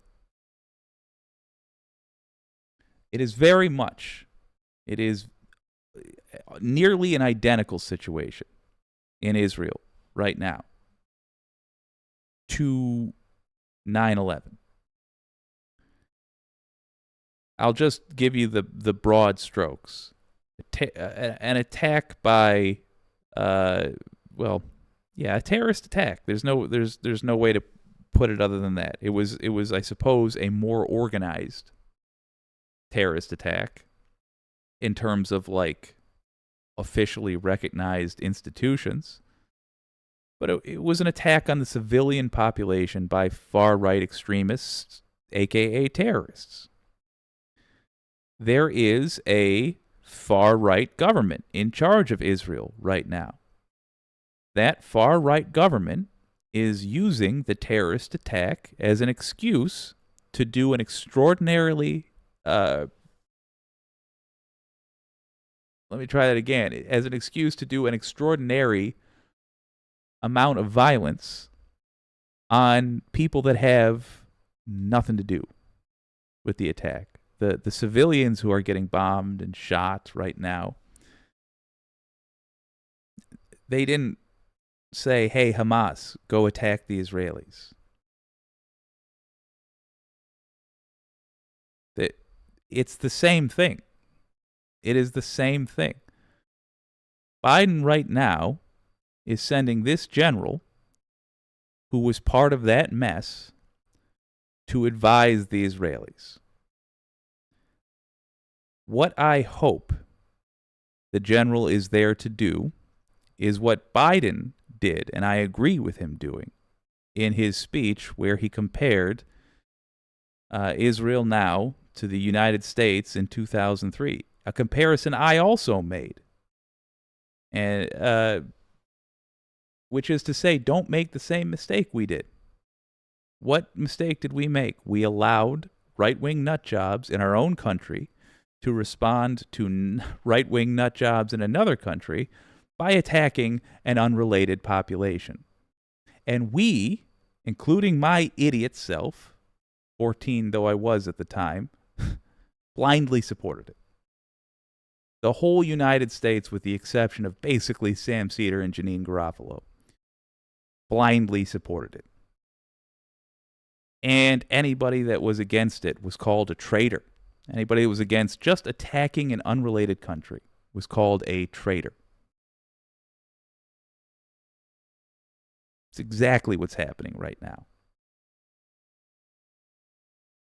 I have to say, I'm not thrilled with Biden's response overall. And I will nitpick that at your request. Sure, I'll tell you what I dislike about Biden's response. Happy to. But I assume you know that about at least your old pal here. And what I think Bo is going to say is just that. The general, monster though he may be, is advising somebody else on how not to become a monster. It will help you to imagine the Netanyahu government as a bunch of MAGA types, because that's what they are. Within our own government, just 3.5 years ago, we had a bunch of MAGA types. What stopped us from just turning into a dictatorship? Level-headed career military folks. I hope that is who Biden is reaching out to. And by the way, I also hope that the people of Israel decide we need to do whatever our country's version of impeaching is with Netanyahu. That would be a great way for this situation to resolve itself peacefully. We get into this. Fallujah was horrible. It was a battle, 2 battles, really.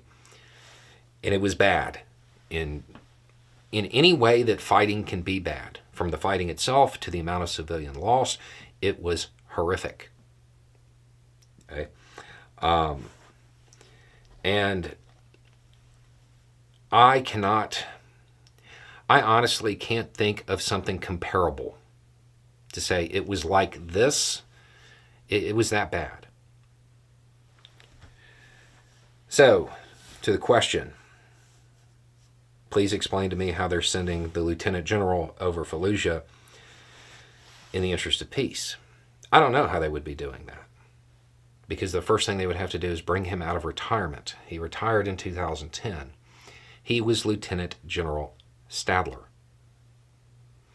Lieutenant General Glenn was not a lieutenant general almost 20 years ago. That happened in 2004.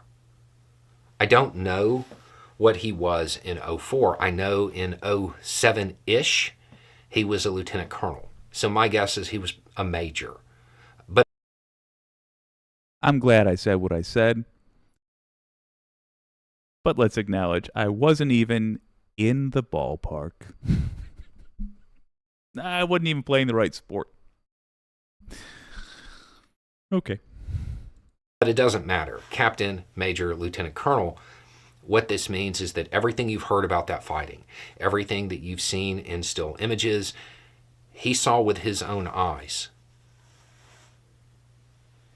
Then he went on to a field that specializes in a low footprint. I would imagine, after seeing that and having 20 years to process it, and entering a field where the idea is to not do that, yeah, he probably has some thoughts. He might be the perfect person to go over there, because he'll be able to say, I was a part of something like you're planning, only smaller, and this is how bad it was. Because it's worth remembering that Fallujah, I want to say it has a population of 250,000. More or less, somewhere in there. So, a tenth, roughly. Redemption. Right? That's basically what I was saying. Just a different person. But okay. All right. I'm gonna choose to take a redemptive partial credit for that. There is no advice that can be provided that is going to say a large-scale ground offensive into that area is going to be okay. It doesn't exist. If they do it, it's going to be bad. A full-scale offensive will be bad. And however it is read by Tehran, however they perceive it, that is what determines whether or not this expands into a wider conflict. I would imagine the fact that this is a person who has experience not just with massive urban combat operations, but also the alternative, the low footprint stuff. I don't think that's a coincidence. Now, what occurs is up to the Israelis. It's up to the Israeli government. The advisors are hopefully explaining that a large-scale ground offensive is a bad idea. There isn't any advice that they can provide that will make it not a bad idea. It just doesn't exist. So hopefully they're explaining that, and hopefully they're persuasive, and the Israeli government is open to hearing the other side of it. I don't know that they will be. But that's what's going on. So what Biden and the French president were kind of angling towards, it looks like it's happening. But there's no way to know how effective it's going to be. And there's a lot riding on the ability of these advisors to state their advice very clearly and persuasively. So the short version, as far as all of the questions, they're not sending the general that was over Fallujah. They're sending somebody who was in Fallujah and then later became a lieutenant general. It's not the same guy. But I would hope that his experiences there are something that would help him provide the kind of information that would make them realize that maybe this isn't what they want to do. Anyway, it's just a thought. Y'all have a good day.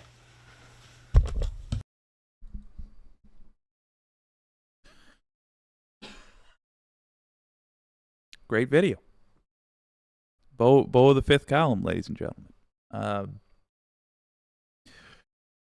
Yeah, I agree, of course. Hopefully they can dissuade. The real, in understanding this situation, I would say there are two groups to consider. There is the Netanyahu administration and the Israeli people. The Israeli people are going to be like the American people, largely ignorant, largely not paying attention to the details, largely getting their news through their preferred propaganda.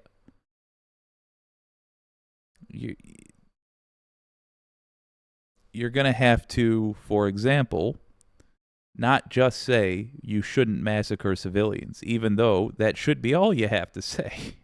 Really, that should be all that's necessary. But if your interest is in saving these people, then you got to be better than that. And you're going to have to offer, I say you, but I mean our selected representatives, because this is what they're paid to do in part.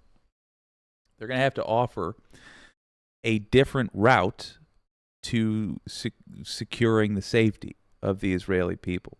No matter how you feel about the context in which the attack happened, they need to understand that they are safe, first and foremost. Or rather, that the people who are doing the attacking, or did the attack, will see justice. There's lots of nonviolent ways you can go about doing that. But you have to make that, if you want your pitch listened to, part of your pitch needs to be what the American who's over there advising, what you suggest they do to go get the people that did this. Incidentally, Israel has maybe the best intelligence service on planet Earth currently. They can find these people, if anybody can. You could even pitch to Israeli nationalism and praise their intelligence service and say, trust in your intelligence service. This is how we got bin Laden, is we eventually relied on our intelligence service. We calmed down enough. We got enough of our rage sated with the blood of civilians that we could take 5 minutes to listen to them. We found bin Laden, and we killed him. Do the same with Hamas. Their leaders. Attacking the people in Gaza is no way to proceed. Then there's the other person, and this is the difficulty. There's Netanyahu and his administration. When I compare him to Trump, it's not lightly. Think about how foreign leaders dealt with Trump. Do you remember Zelensky talking about Trump? Do you remember the things he said about Trump? Oh, he sang Trump's praises. That is because Trump is a fascist. The things he does are rarely for the reasons he says he's doing them for. Most right-wingers are just looking for an excuse for war. Netanyahu is just looking for an excuse for genocide. And now he's got it. Mars Falcon, I believe, pointed out. Let me jump back up. Up. Yeah. Mars Falcon. Biden administration has been trying to restrain Israeli retaliation the entire time. Public statements standing with Israel keep the negotiations going. I hope they're able to bring this to a quick end. Yeah, exactly. Now, let me finish that thought, and I'll go to a criticism of Biden, because I don't want you guys to think I'm trying to Dave Rubin you here. Yes, Netanyahu is a demagogue. I think, honestly, he's a madman. And the way Biden is dealing with him strikes me as, if you had a drunk, already unstable person waving a loaded safety-off gun around, like, hey, you're doing great, champ. Here's the thing. Maybe just point it. Maybe just point it that way for a second, and let's talk. Now, that said, here's my genuine criticism. I don't, as Christy Z pointed out, he's gone against the UN. Why? Maybe Mars Falcon is correct, and it's tied into some negotiation that blah, blah, blah, blah, blah. But man, if the UN gives you the gift of making a leftist argument for you, president of the left-leaning, theoretically, party of the United States, take the gift. What are you doing? What are you doing? You think you're going to schmooze Netanyahu into not being a homicidal maniac? He's a homicidal maniac. He will never not be a homicidal maniac. He will never like you, Joe Biden, so much that he decides not to do this genocide that gives him half a chub every time he thinks about it. That's a tactic that I fundamentally disagree with. But what is he trying to do? What is he attempting to do? He seems to be attempting to stop the assault. And I'm glad to see that he is now sending somebody that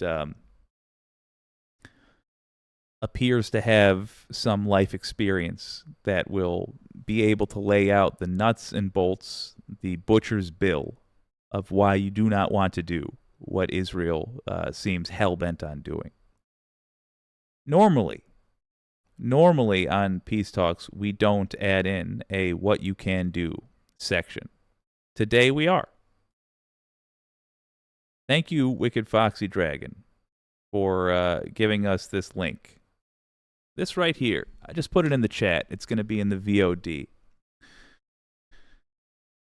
If you want to know how you can personally affect this situation, how you can stop the violence in Gaza, how you can save Israeli lives, how you can save Palestinian lives, in other words, the lives of human beings.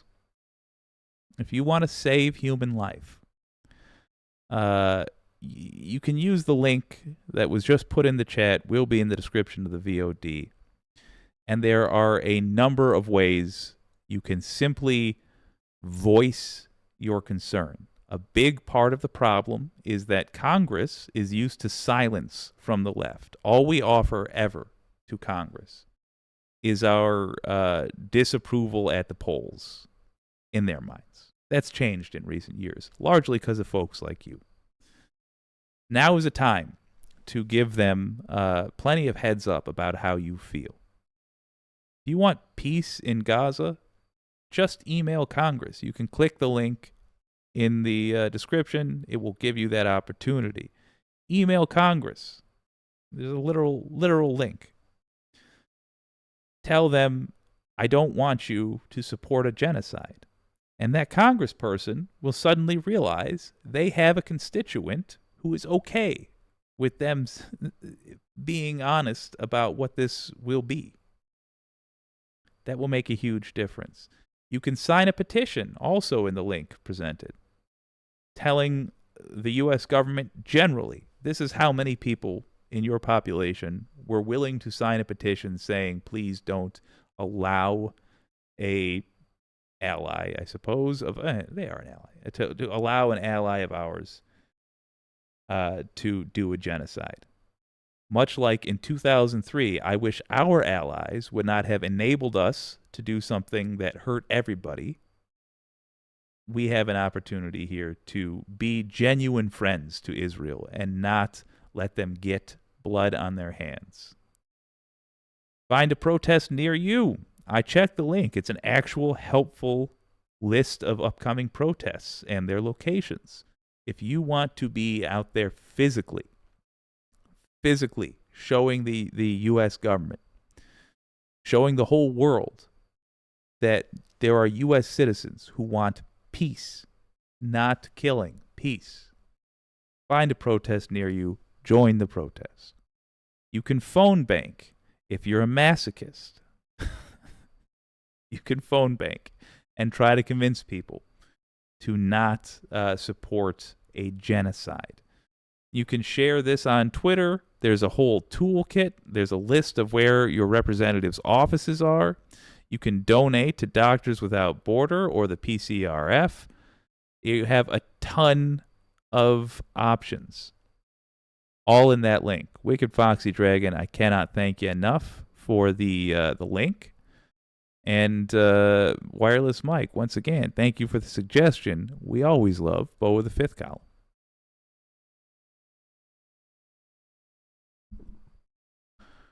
What do we got? What do you say? Well, let's read some comments. Yeah. Logan Hill used that link this afternoon. Well, fantastic. I wrote Bernie, too. Haven't gotten anything back from him with a hopeful yet. Excellent. Oh, Christy Z. Even Bernie Sanders failed us on this one. Yeah.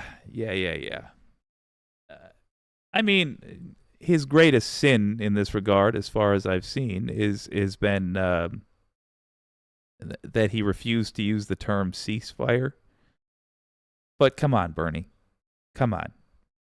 If Biden is the head of Democrats in general, I don't think it's an exaggeration to say Bernie Sanders is the figurehead of progressives. Whether we like it or not, he's the person people associate with the progressive movement. And what is he doing? Say ceasefire. It's fine to say ceasefire. Pinkerbell, yes, good point. Jordan Ewell of MoveOn.org put it together. He's been solid on Yemen and Syria. Jordan Ewell is somebody I intend to feature more and more on this channel. What a guy, really. Obsessive audio. Oh yeah, humanitarian pause. Like, why are you? Don't mince words. Say what you mean, because that wishy-washy language is what people hate about politics. Why are you trying to sneak past what the idea is? Speak frankly. Christy C. No, Mars, not mad. Effing weed is strong tonight. Oh, I'm going to join you soon. I saw one other thing I want to see. I want to read out here. Mars Falcon. Oh, it looks bad. I agree. I wish Biden and co. would speak up for Palestinian occupation, against illegal settlements, against the embargo, etc. I just hope there is real statecraft going on or ongoing behind it. Here's gonna be, and perhaps I'll do one more recording. We'll just talk about this for a minute.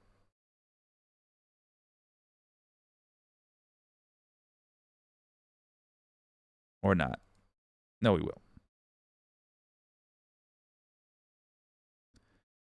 This is going to be, in my opinion, the most difficult thing for us to deal with over the next year.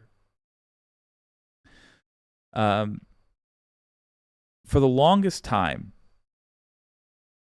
the left got effed over. I mean, the genuine left got effed over following this specific pattern.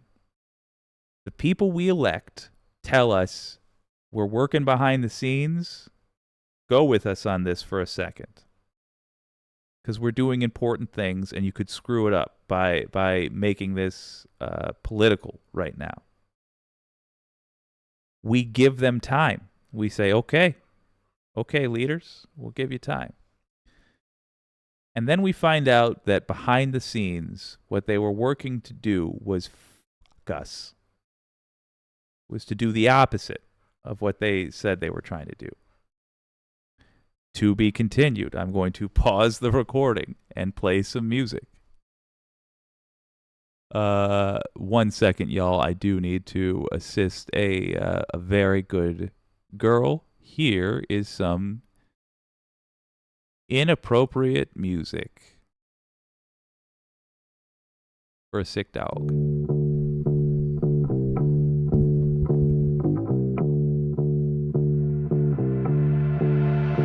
Tastes like sugar, so sweet. Oh, baby girl, get with me.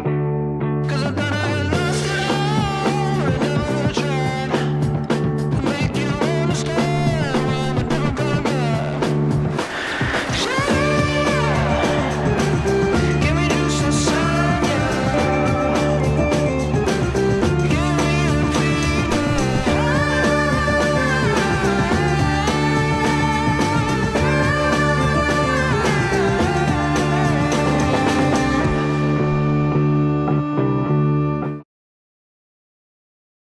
Only the live stream will know what was going on. Okay, false alarm, she's fine. So anywho, that space during which we are told to stand by and be patient, that's when negotiation used to happen that would F us over. The reason it's so insidious, the reason I will despise Nancy Pelosi until past the point that I am urinating on her grave, is because it's based off a real thing. Genuinely, sometimes statecraft has to happen behind the scenes. I don't like it, but it is necessary sometimes. Think back to the Cuban Missile Crisis. Who knows what was being said behind the scenes? But I promise you, we don't. And that's the way it's got to be.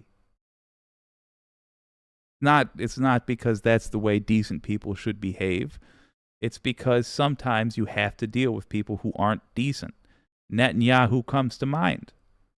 Think if you were dealing with Trump, if you are an official trying to negotiate with Trump, are you going to get what you are going for only using the tactics of decent people? No, there's egos to consider.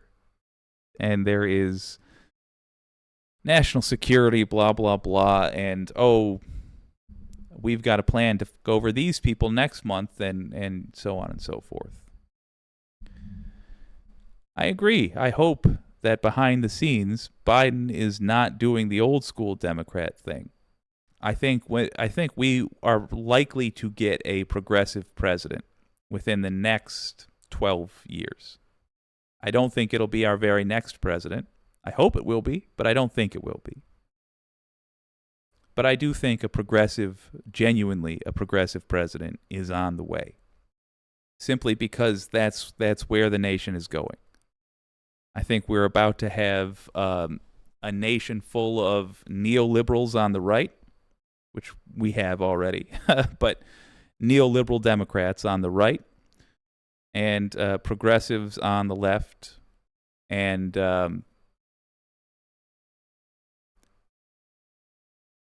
we have to acknowledge that we don't have a progressive president now. We have a president who cut his teeth when it was understood that the smart and sensible thing to do is quietly do all your work behind the scenes, tell the left to be patient, and tell the right that they're pretty and wonderful. He's growing out of that, believe it or not. I think he's the best president we've actually had in office in my lifetime. I'll say that. I really don't care for him all that much. I really don't. I want the person we replace him with eventually to be better. But credit where it's due, he's done an all right job. I point to the negotiations with the rail workers, their union. We thought he effed us on that, didn't we? But then quietly, a couple months later, what did we find out? Well, he hadn't stopped negotiating. He truly didn't give up on that, and he did get the rail workers just about everything they were asking for. His way can work. If you want evidence that it's not the way things should work, well, we had the Norfolk Southern East Palestine crash happen in between when Biden appeared to wrap negotiations and when Biden got the rail workers what they wanted. There are people that will have cancer from that. Whether we're able to prove it or not, there are people that will have cancer from that crash that didn't need to have it. That's why I want a progressive president. However, let's acknowledge Biden is using an old method of negotiation right now that really requires the left put their faith in it. May this be the last president that does that. Because the other time I can think of us putting our faith in a Democrat president or one of their appointees and waiting and waiting and waiting only to find out that they never had any intention of representing our interests at all, that would be with the Attorney General of the United States, Merrick Garland. It was a full year of sitting on our hands before anybody chimed in, really, and said, Garland, why do you look surprised at January 6th? I don't know if you guys remember, but there was shock coming from Merrick Garland at some of the testimony for January 6th, followed by shock from the rest of us that he didn't already know that information. Followed by reasonable questions like, what the fuck have you been doing? For a year after a coup, person in charge of justice in the United States, nothing? You've been doing nothing at all? Oh, no. Yeah, please give us another press conference about how you harassed a bunch of Muslims. Please do. Oh, did you get a mail bomber? I just assumed you were doing that anyway. So, those are just broad thoughts on the method of negotiation Biden does use, appears to be using right now in Gaza, and why I don't like it, but am playing along with it. He has earned my,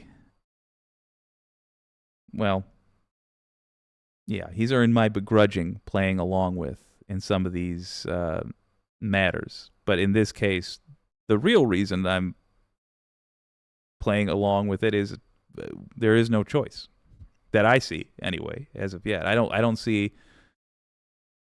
another option, a better option for stopping Netanyahu before he just levels Gaza.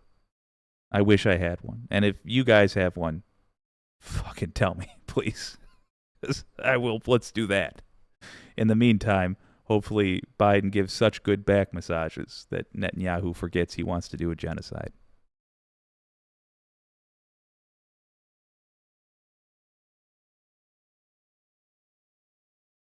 Oh, gang. Well, Pinkerbell, yeah, he didn't have, Pinkerbell says, yeah, he didn't have a concussion, but he did, never mind, irrelevant. Let me jump back up. Last time I went, oh my word. Pinkerbell says, last time I went skating, it ended in a hospital trip and my kid getting a brain scan. Let me jump back down now to the other part. He didn't have a concussion, but he did get knocked out pretty good. Shit. An adult bumped into him full speed and hit his head to the floor. But he was fine after a few minutes. Wow. Tough kid. Glad no concussion. Yikes. That's a hell of a skating accident. Christy Z, they are doing surgeries on the floor by phone flashlight, using vinegar as antiseptic, and they have no pain medications. Surgery with no anesthesia, and I'll also point out, vinegar in your wounds. No food, no water, electric in over 2 weeks. I mean, you know it's a bad situation when the least bad thing about it is itself, would itself be worthy of protest. Just cutting off the electricity for 2 weeks is worthy of protest. You're killing people. I mean, it's a genocide. Logan Hill, sadly, this is the best. Yeah, you've summed it up so well. My thoughts on Biden. Sadly, this is the best president of my lifetime. Okay, Logan Hill, sadly, this is the best president of my lifetime, too. Want more Dark Brandon and less go along to get along. Yes, you can't go along with genocide. Exactly.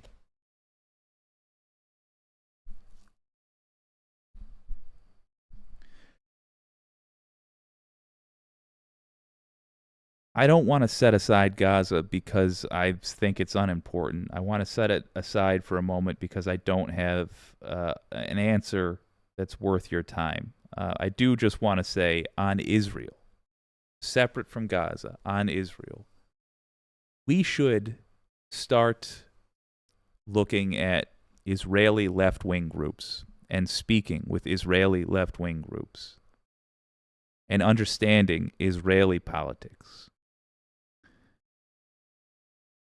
Because we need to get rid of Netanyahu. He just has got to go. It's like having Trump in office. We can't have it. He's as bad. Netanyahu, Putin, Trump, all gonzo. Oh, Logan Hill with the very kind $5 for the account that unlocks your 40th birthday, Jake. Oh, for the account that unlocks on your 40th birthday, Jake, you motherfucker.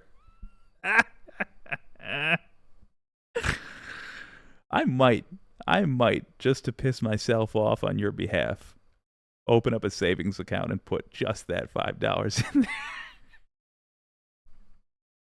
Good. Well done. Thank you. Oh, Environmental Coffee House, good night, my friend. We love you too. All right. So, yeah, Pinkerbell's Civil War era bullshit, exactly. Environmental Coffee House, even when Iraq was happening and I know that I was an activist, I did not immerse myself like social media is now. It's overkill and my body and mind is really stressed out over it. Well, tell you what, Sandy, I realize you're heading off to bed, but for the rest of the folks and for the people of the same mindset as Sandy, let's wrap this. Let's do one final section. Let me adjust my pear shape slightly and do one final section. Here are ideas about politics I want to enact. And what I challenge you to do is imagine you are mayor of a town and see how much of this you think you could get away with. Oh, hell, let me start with, let's say you're president. And you're also, through a cloning mishap, most of Congress. Here's a national thing I think we should change. You should be able to collect Social Security from the age of 18 to the age of, let's say, 35. Between 35 and 65, nothing. And then 65 and back, or 62. When does Social Security actually you start getting the checks? Whenever you get the checks, that doesn't change. You just add on between 18 and 35. I can't take credit for that idea. It's my grandpa's idea, actually. I think it's a good one. The reason being, it gives everybody a fair start on life, but you still have the motivation to build a career, build a business, build a whatever, because you're going to have a significant gap in your life where you do not have Social Security. But we do need to start working our way towards a future where the profits from our production, which is growing constantly, are divided up better than they are, basically. And that's one way to do it. Eventually, we're going to get to a point where basically the work of the nation is one poor bastard has to show up and press a button to start all the robots going to work for the year. And then they get to go home, and they get a parade as their compensation. And that's it. But now let's have some fun with this. Imagine you're the mayor of a town. Give me your best pitch for a frivolous thing that the town could fund. Here's my reasoning. Productivity is going up. It has been going up since we established the 40-hour work week. But we've just been letting that excess productivity, it hasn't even resulted in more employee pay. We just let the bosses collect it. So assuming we tax that appropriately, we're going to have to tax it a little bit at a time. So let's say you have a town with a cereal factory in it. You make the Frosted Flakes in your town. It happens somewhere. It's your town. You decide you're going to tax them just a little bit more because they've been undertaxed, and you're going to pay for something frivolous. What is the frivolous thing? How do you get that money to the people? In other words, how do you take money from the rich because you have a job in government and give it to the poor? Or not even the poor, just not the rich. You could buy a park. You could do all kinds of things. Here's my suggestion. Start a baseball team. Imagine you got together with 5 or 6 other towns of similar size, and you have a publicly elected position if you want, but it could be a publicly appointed position, like as in your elected officials appoint people. They're just paid employees of the town who play baseball. Not for a living. It's like city council. You get like $1,000 a year or something.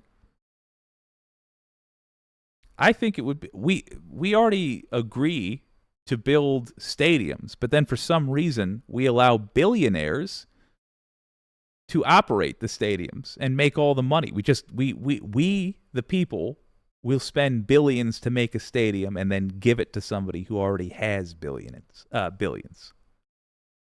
If we're going to build that, shouldn't there be a right that we have to that kind of infrastructure? I think so. I would like to see baseball teams, town-sponsored baseball teams. If the town wants, the town can sell tickets, trying to make some of that money back. The town can sell concessions.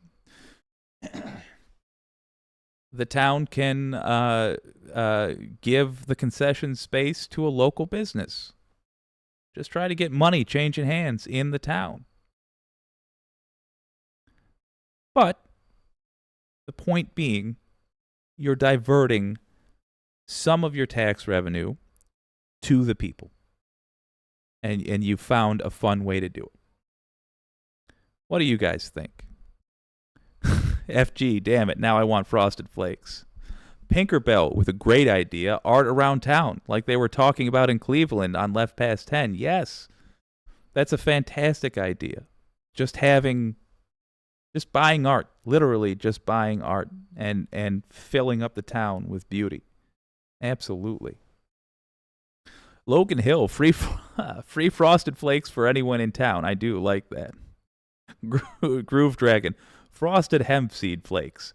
Tastes terrible, but you'll love it. Logan Hill, tax the richest motherfuckers, and so much will be better. True. Public utility, the capitalist will raise the prices on everything without controls. Well, that's true. Put on controls. Gulf Coast Grit, LOL, I know. Late night for me. Pinkerbell, a rec center that is run like the YMCA. Yes, I wholeheartedly agree. What about this? Town farmer. You literally just pay people to grow crops for the town. The town then does what they will with that food. Give it to churches. It doesn't even, it literally doesn't even have to be charitable. You can literally just say, we know people are going to be in church come Sunday. On the way out, hey, Marshall down the street grew these rutabagas, and they're B+, A-. They're pretty good. Here, go to a synagogue. Hey, you guys are worshiping. Enjoy, and here's a tomato. Town farmers, or literally just anybody in town who grows, who can be relied upon to competently grow food and can guarantee a certain yield so that the town can make plans with food they know they will have or can reasonably expect to have. A town cook-off. Invite people from all over, sell chili made with the ingredients. Think about stuff like that. If you get inspired, if you think of an idea that's so good you just want to try it, I recommend one of two things. Either write your city council / go to your city council, physically go there, and ask that they consider adopting a resolution to fund such a thing. Or go be the mayor. A lot of you are going to have opportunities coming up soon. If you are the mayor, you can put the resolution before the city council. You can literally say, I want $4,000 per year from the general fund to pay for the rec center or pay for the baseball team or pay for the farm, whatever, subsidy. We're going to vote on it because I, as the mayor, am the leader of the city council. We're voting on it next week, and I'm going to spend this week going around town telling people why I think it's a good idea. That can be you, where you live, right now. All you have to do is look at whoever is in office and beat them in a popularity contest. And I strongly suspect based on the way things are run right now, that you'll win. Folks, I enjoyed hanging out with you tonight. We're going to have more of this style stream out of necessity. But that's it for Friday Peace Talks. I will see y'all on just regular Saturday. I'm not salty. I'll see y'all tomorrow. This has been WYCD Wicked. That stands for What You Can Do. I'll see you next time. Oh, my name's Jake.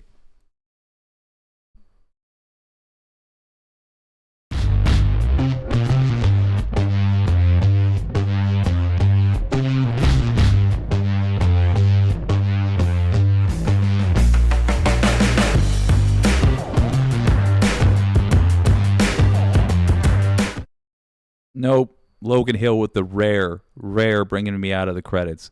Paid media literacy classes. Well, that's what I'm running on.